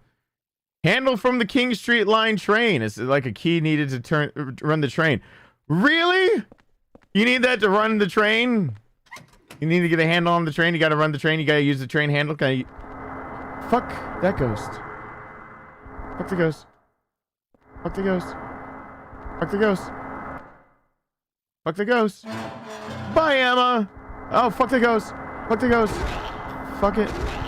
Come on. Come on, Eileen, I don't know which way I'm going, but I know you can't beat it up if it's chasing me. Shit, I went the wrong way. Eileen, I'm coming back for you.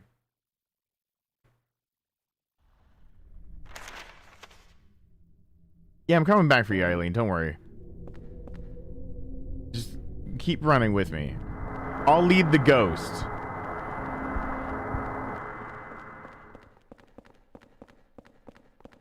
So you don't attack anything I don't attack, all right, Eileen? Fuck, I put us into a dead end. Fuck, Eileen, listen, come on. Keep coming. Come for me, come for me, come for me, come for me. Come. Yay. God, it's hard to get her to come. All right, let's go. Are these things back alive? Hold on.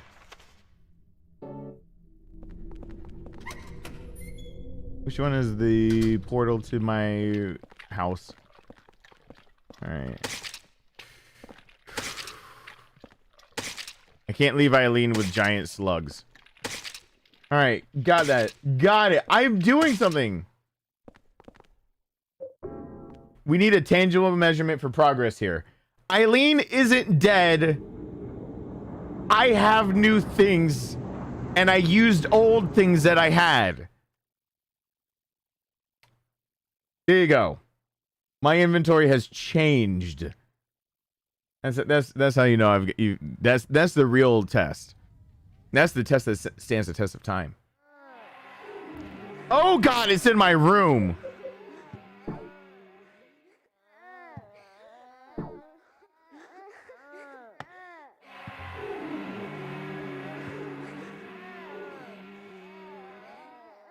Jesus H.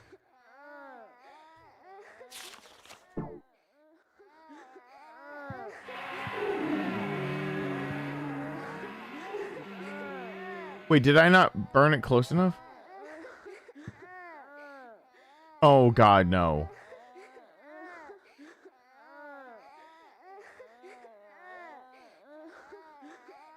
Come on, get rid of him. Come on, get rid of him. I am perturbed. Hey, Rainbow, welcome back.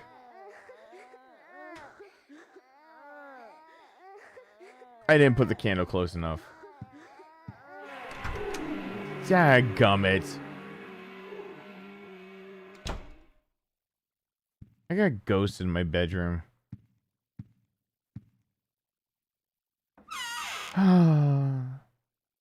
Lissai. Actually, can I? Yeah, can I do? Okay. So let's do this.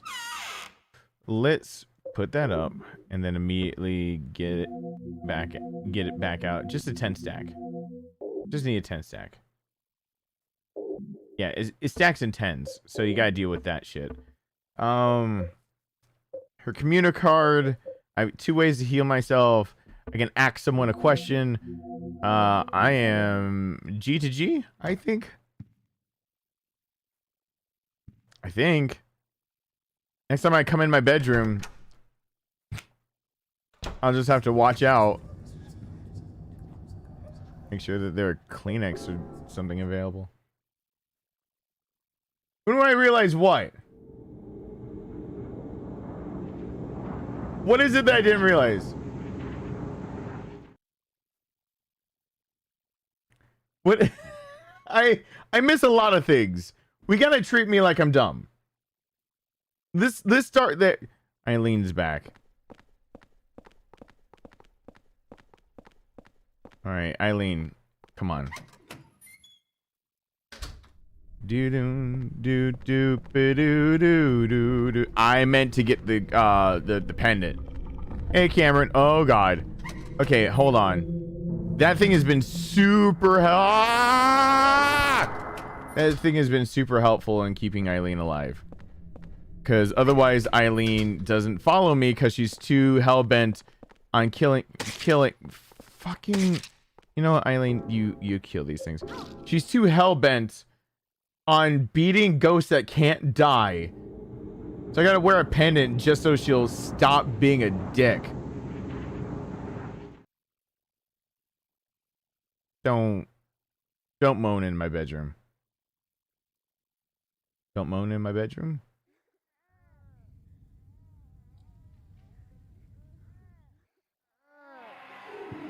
Ah, all right, they're moaning in my bedroom. You know what? I'll go ahead and use that. Why not? I should probably save it too, right?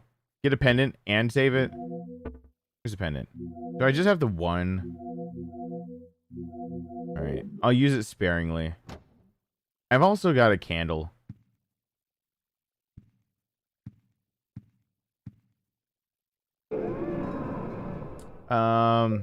Save. Alright. Wait, what'd I do? My lips are sealed. What's going on? Oranges, hello!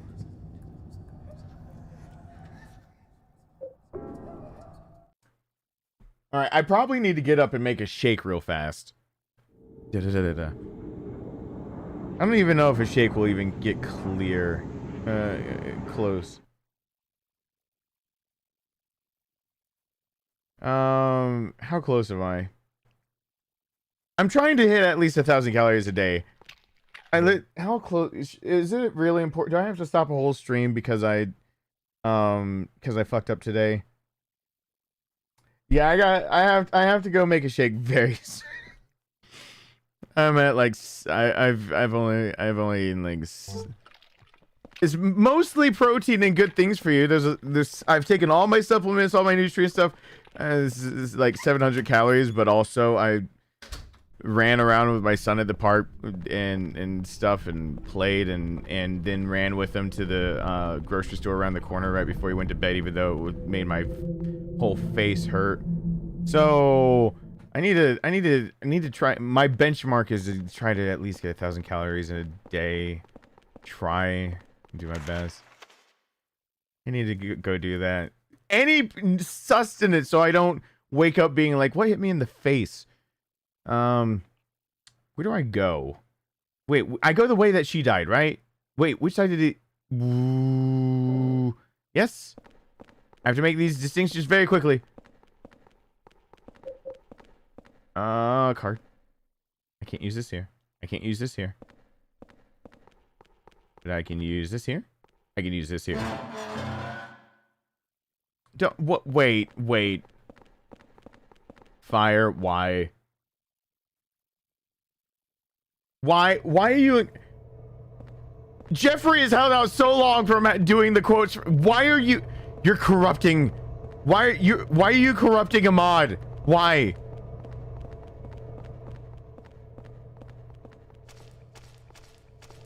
This is illegal.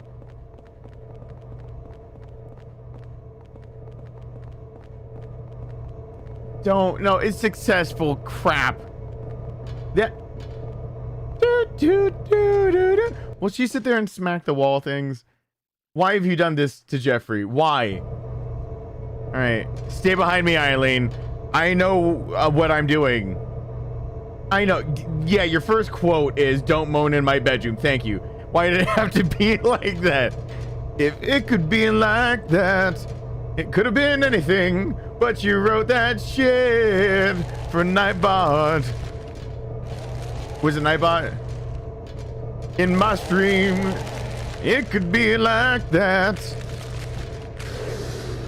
Smack it, smack it, smack it, smack it, smack it, smack it. Yeah, Eileen, on-time badass. Look at me, I wield axe. Big beefy man. You want to use your right hand to do something useful? I'm gonna come over here. I'm gonna protect you. You can reach around and make sure I'm protected.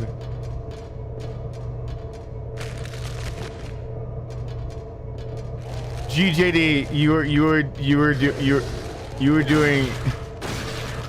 My first reaction to seeing GJD doing that is like, you're doing God's work. Hey Anakin, what's going on?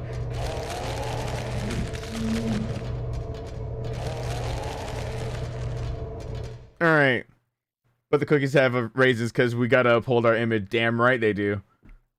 All right.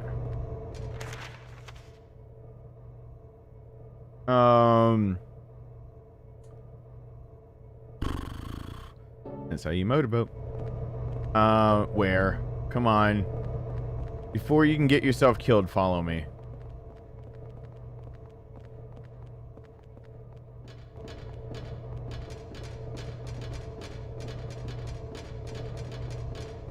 Don't beat things I don't touch. I do touch my penis.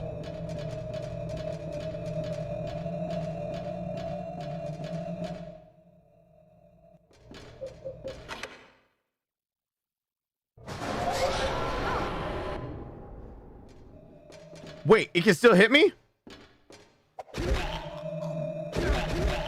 No, this is bad. I'll never get out of here. I can't get out. The ghost trapped me.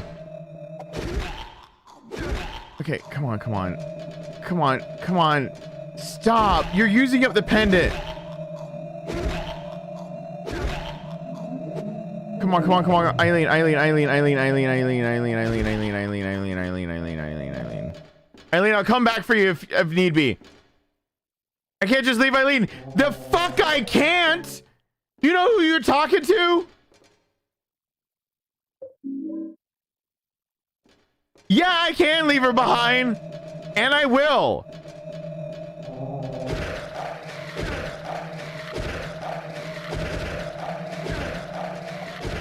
You must not know who I am.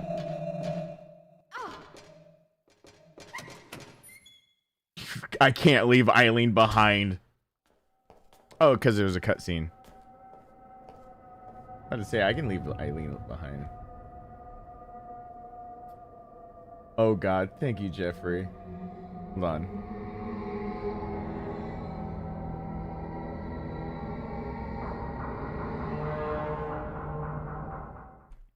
He's using the Force.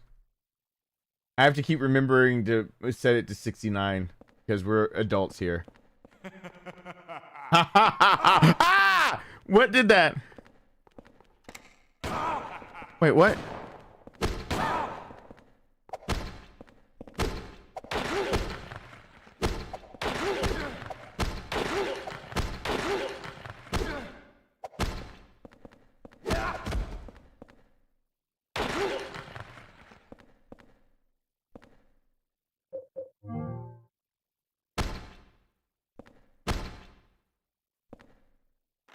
I don't know where I'm going.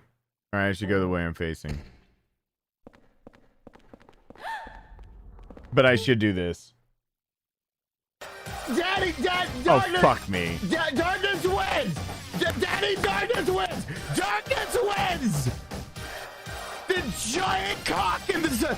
Oh, my cock reigns supreme! Daddy wins! Daddy wins! Most inspirational quote ever. What you typed is an inspirational quote. What was just played was a mistake that you guys caught and that I put into an alert. That's not the best sound created. I like the triple digit one better. At least it's me legitimately screaming for my life when I'm perfectly safe in my office. Thank you, Jeffrey. I appreciate it. The other one at least lets me keep a sense of dignity. Whatever the hell that is anymore. I don't know, if someone could, in the comments, figure out what dignity is, let me know. Send me slide my DMs, let me know what dignity is. This is just horrible. Yeah, it is. It is, isn't it? You would think she could bitch slap him with her cast.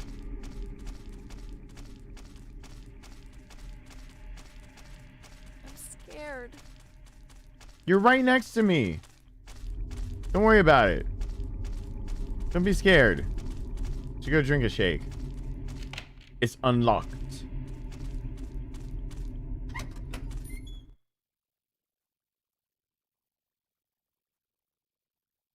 All right. Bring it. What's on the other side of this? Wait, what? I'm sorry. What's the difference between now and the first time I came here? I don't get it. I do not. The reason I can replay games is because I just don't remember some things. And it's just like, whoop, there's my replay value. Someone ran a holy flame. It's a torch. Take the torch. You got the torch. Torch weapon. Say torch one more time. Equipable item. The tip can be lit on fire to light up a dark area. Soak the torch in oil to make it last even longer. Alright. Listen here. What? Wait, what?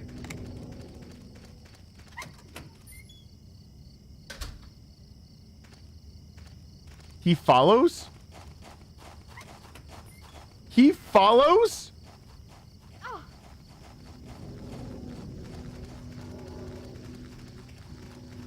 What? What?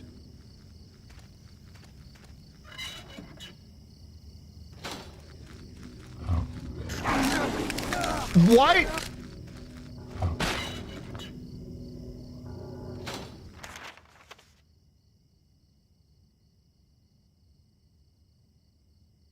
What? This is bullshit. This is bullshit. I don't even know where I'm going. Alright, Eileen, we have to shoot him from here. We have to shoot that from here. If I get close to it.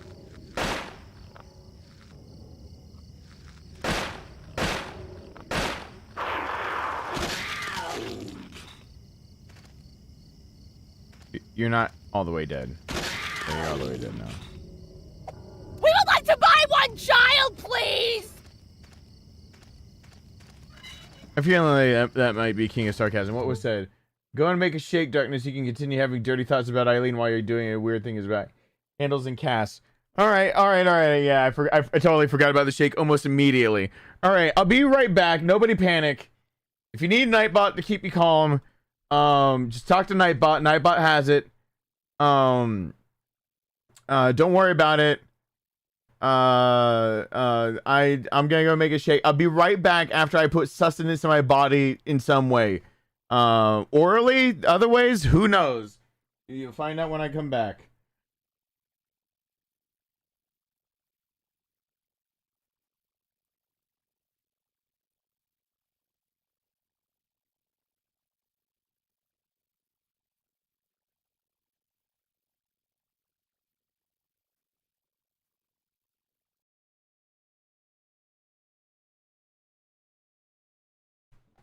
Oh, wait. Did I leave a plate of mac and cheese here? That is so random of me. Why would I ever do that? Anyway, I'll take that down. I meant to say nobody panic while I'm gone. Nobody panic is what I meant to put. And then I meant to put up the be right back. See, I'll be right back.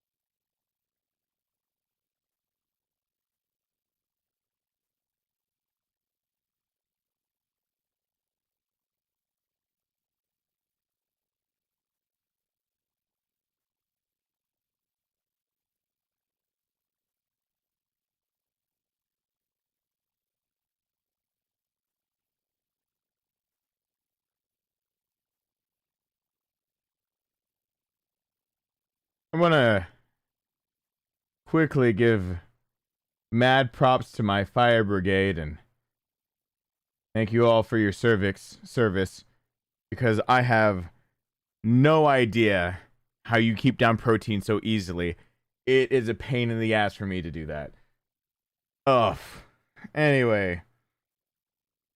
That is... Chelsea is corrupting me an image dump. Oh. I must be making that protein shake from scratch. Hey, Johnny, what's going on? What's happening? It's not that easy. Hey, Charles Horton, what's happening? Oh, boy. That was hard. That's what she said. That was... Oh. I'm being shot at and I don't know what I'm doing. Are we clear on my objectives? Cool. I'm going to continue going like I should have saved it when I had a chance before. I didn't know I was going to be shot at by this guy, so... Whew. Just sarcasm. Stop going to 70! I can keep permanent 69s on the board. I figured out I've cheated the system. We would like to buy one child, please! I've cheated the system. Don't take this from me. I've learned how to keep permanent 69s on the board. Also, I'm luring people closer and okay. If all your friends got together in one place, how would you imagine your fans interacting with each other? First thing to probably come to mind is oopsie orgy. No. I would not let that happen. I will say this. So there's a few of you guys that there's only one of you tonight that I've seen talking that like no, there's two of you tonight that I know that know me from like the wherever. And I know that someone just ran into me in the grocery store and was like, I know you, or the gas station yesterday when I went with my son before bedtime. And they're like, I know who you are. And I was like, I didn't hit subscribe the first time. They're like, I'll be there. So they like did whatever. I've now run into an occasion where it was a few people. I found this out really, really fast. Mimi, listen here. You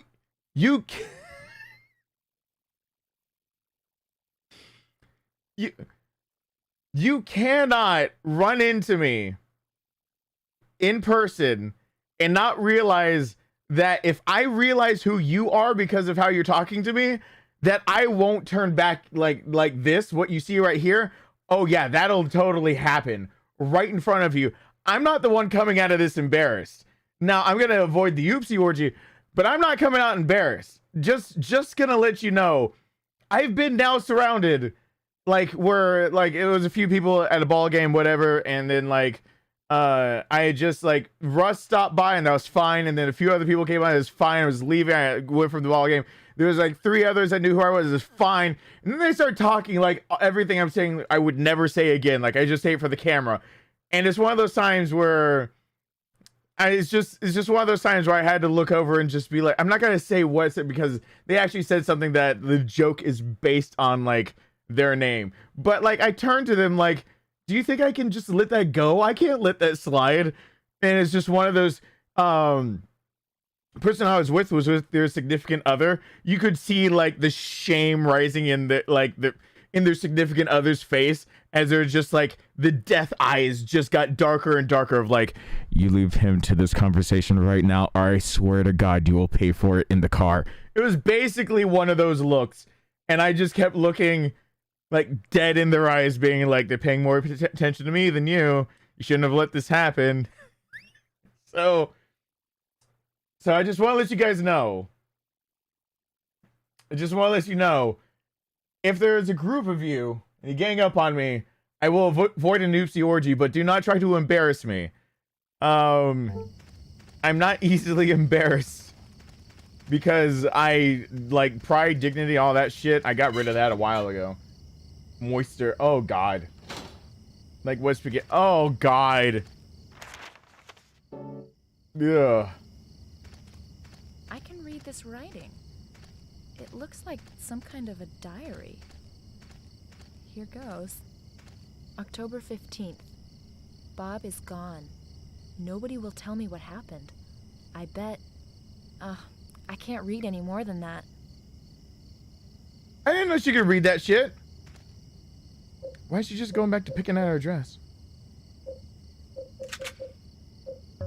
The moistest. Oh, God. These words are just being thrown around. Improv is the best. I feel like every conversation I enter into is basically improv practice because I have no idea what the fuck I'm saying. You kidding me? I've had people ask me in person for like wise words. They're like, "Did you make that up on the spot?" And I was like, "Yep, sure did." They're like, "It sounded so nice." I was like, "I'm glad you think that way." But like, you hit me on the spot, so what? I don't know what you're expecting. Something's here, but nothing's here. I feel something from the well. Something's missing. Ah! It has begun. I'm using that in the bedroom next time.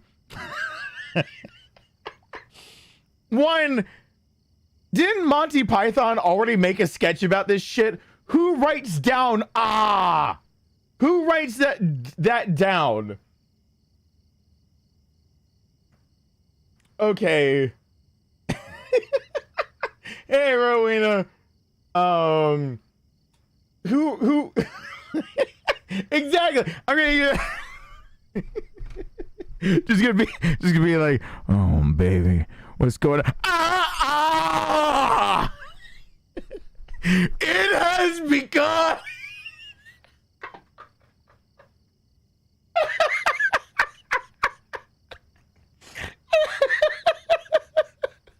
I think I'm turned.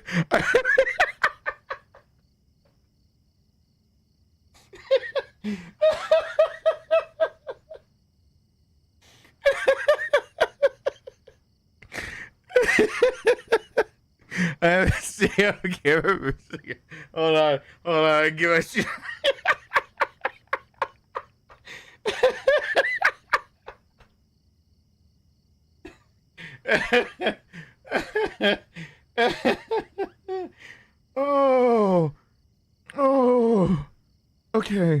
Okay, I'm fine. When my arm and my face match the same color again, I'm fine.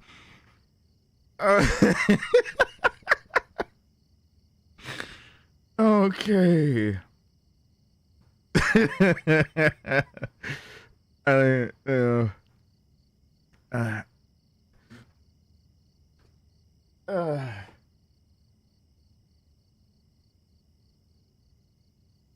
Oh God. No.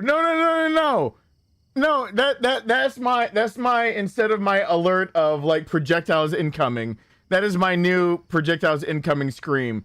That's me trying to say it the nicest way so YouTube doesn't get onto me for that one. That's my new projectiles incoming scream. Ah! It has begun! You cannot escape. I can't. All right, there's my ceiling fan. I'm just gonna have my eyes here for a second. All right, let's just keep playing. Jasper said. Oh. You put Jasper's sperm. It's gonna be. We got.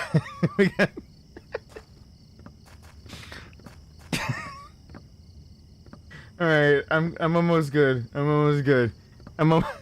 me a second. I'm almost there. I'm taking the holy candle. Yeah, I better take that. I think there's a dead boy over here somewhere. Can I get this? Everything's flickering. Why is everything flickering? A charred doll's body is sitting in the wheelchair. There's a message carved into it. Oh God. We're not having a floor talk. We just don't need my burning red cheeks on the screen. Darkness, are you gonna do a theory on the baby fetus in RE8? Would you agree it might be a warning? Ooh. No, I know what the baby fetus is. It's trauma. So I'll. No, it's not pointed too high up. You cannot see my rosy red cheeks right now. Oh no. Oh, Newt, because I used the C word. My family isn't doing so well. Oh shit, Johnny. I'm so sorry.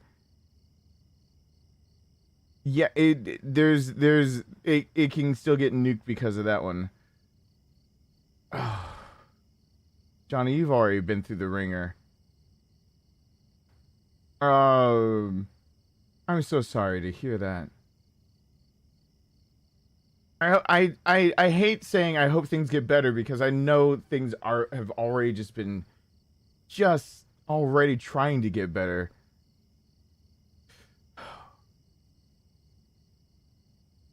It's hard to, I hope me randomly screaming and having rosy red cheeks can help at least a little bit of your night going on. But you can always message me and whatnot. Instagram's usually the best way to get a hold of me. Yeah, I won't give spoilers. I'll say the Beneviento's house. The fetus is very, very like straightforward. Collect all the documents and then read all the extra stuff at the end of the game, and then all the things that you unlock, and it's really, really, really straightforward. I think, but I'd have to reread because I guess I don't know if people want me to read all that. What I'm understanding is that when Steven is embarrassed, he gets on his knees. No. I'm not embarrassed when I get on my knees. Though my body be destroyed, I will not let you pass here. To prepare for the receiver of wisdom, I cut my body into 5 pieces and hid them in the darkness. Don't throw me under the bus, game. When my body is once again whole, the path to below will be opened. If you are the receiver of wisdom, you will understand my words.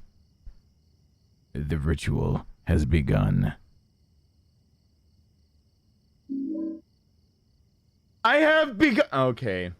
I'm not yelling that again right now. Oh, gross. He actually is missing all of his limbs. My face is almost not red. And I will bring my camera back down. You guys like forehead glasses stream? What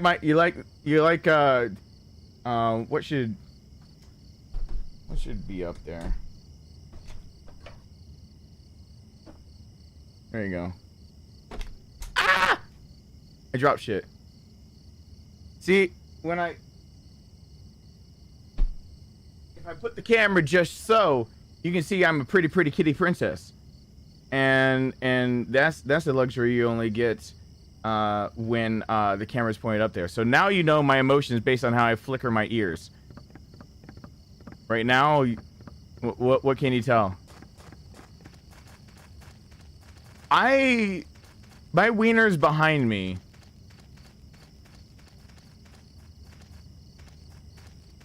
And currently, you're gonna have to hold on the wiener. You're gonna have to hold on the wiener. Wording. All right. Ah! Babies. Babies. All right. All right. Here we go. Am I good? Okay, my face is not flushed as hell anymore. Okay. Cool, I think the baby scared it out of me. So there are babies back. Oh god, it's running! Since when do they run?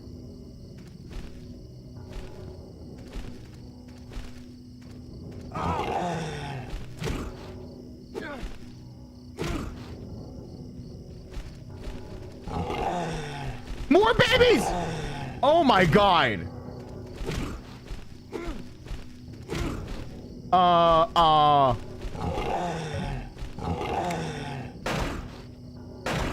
penetration. Yes. Love some good penetration. Rainbow, thank you so much. I appreciate that. We would like to buy one child, please. Oh gosh, wiener. Okay. I can't. With where everything is organized right now, I'm afraid to get the wiener. Because in organizing everything over there, some things went to the couch. Precariously balanced over here is like about $600 worth of stuff, and the wiener's underneath it because the wiener was just sitting on the couch behind me. If I grab a wiener, it could all go bad. So well, I'll have to just double up the wieners next time. Wait, where'd you go, woman? Oh god, really? I left her behind during that? That counts as being left behind? That shake doesn't want to stay down too much. Yay, nutrition drink. I probably need that.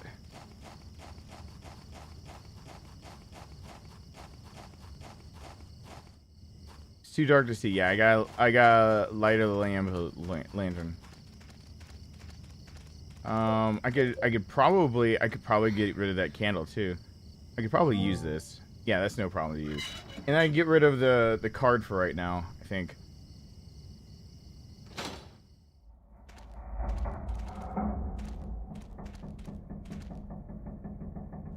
Be Silent Hill Woods? How do you know this?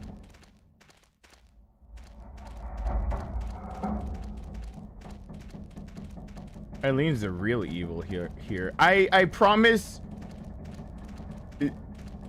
I don't. Wait. I don't have 2 wieners. I was gonna say I promise double wiener next time, but I don't have like a second wiener. Whoa, those are legs. Okay. But I appreciate that. I'll try to make all of your wiener dreams come true later. What's this? I can't hold any more of what? I don't know what that is. Is there a hole here? There's a hole here. Wait, what? There's a child. What's Walter doing here? Are you Walter Sullivan? That's what everybody calls me, but I don't really have a name or a home either. Well, what about a mom or dad? Yeah, but I never met them. They left South Ashfield Heights right after I was born. But soon I'll get to see my mom. Do you know where she is now? Yeah, of course. Right where I was born. Lots of people tried to stop me, but it's fine now.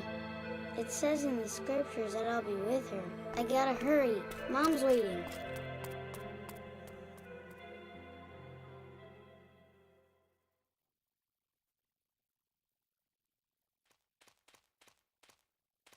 In case no one picked that up, that is the mass murdering serial killer of this game and referred to in part 2.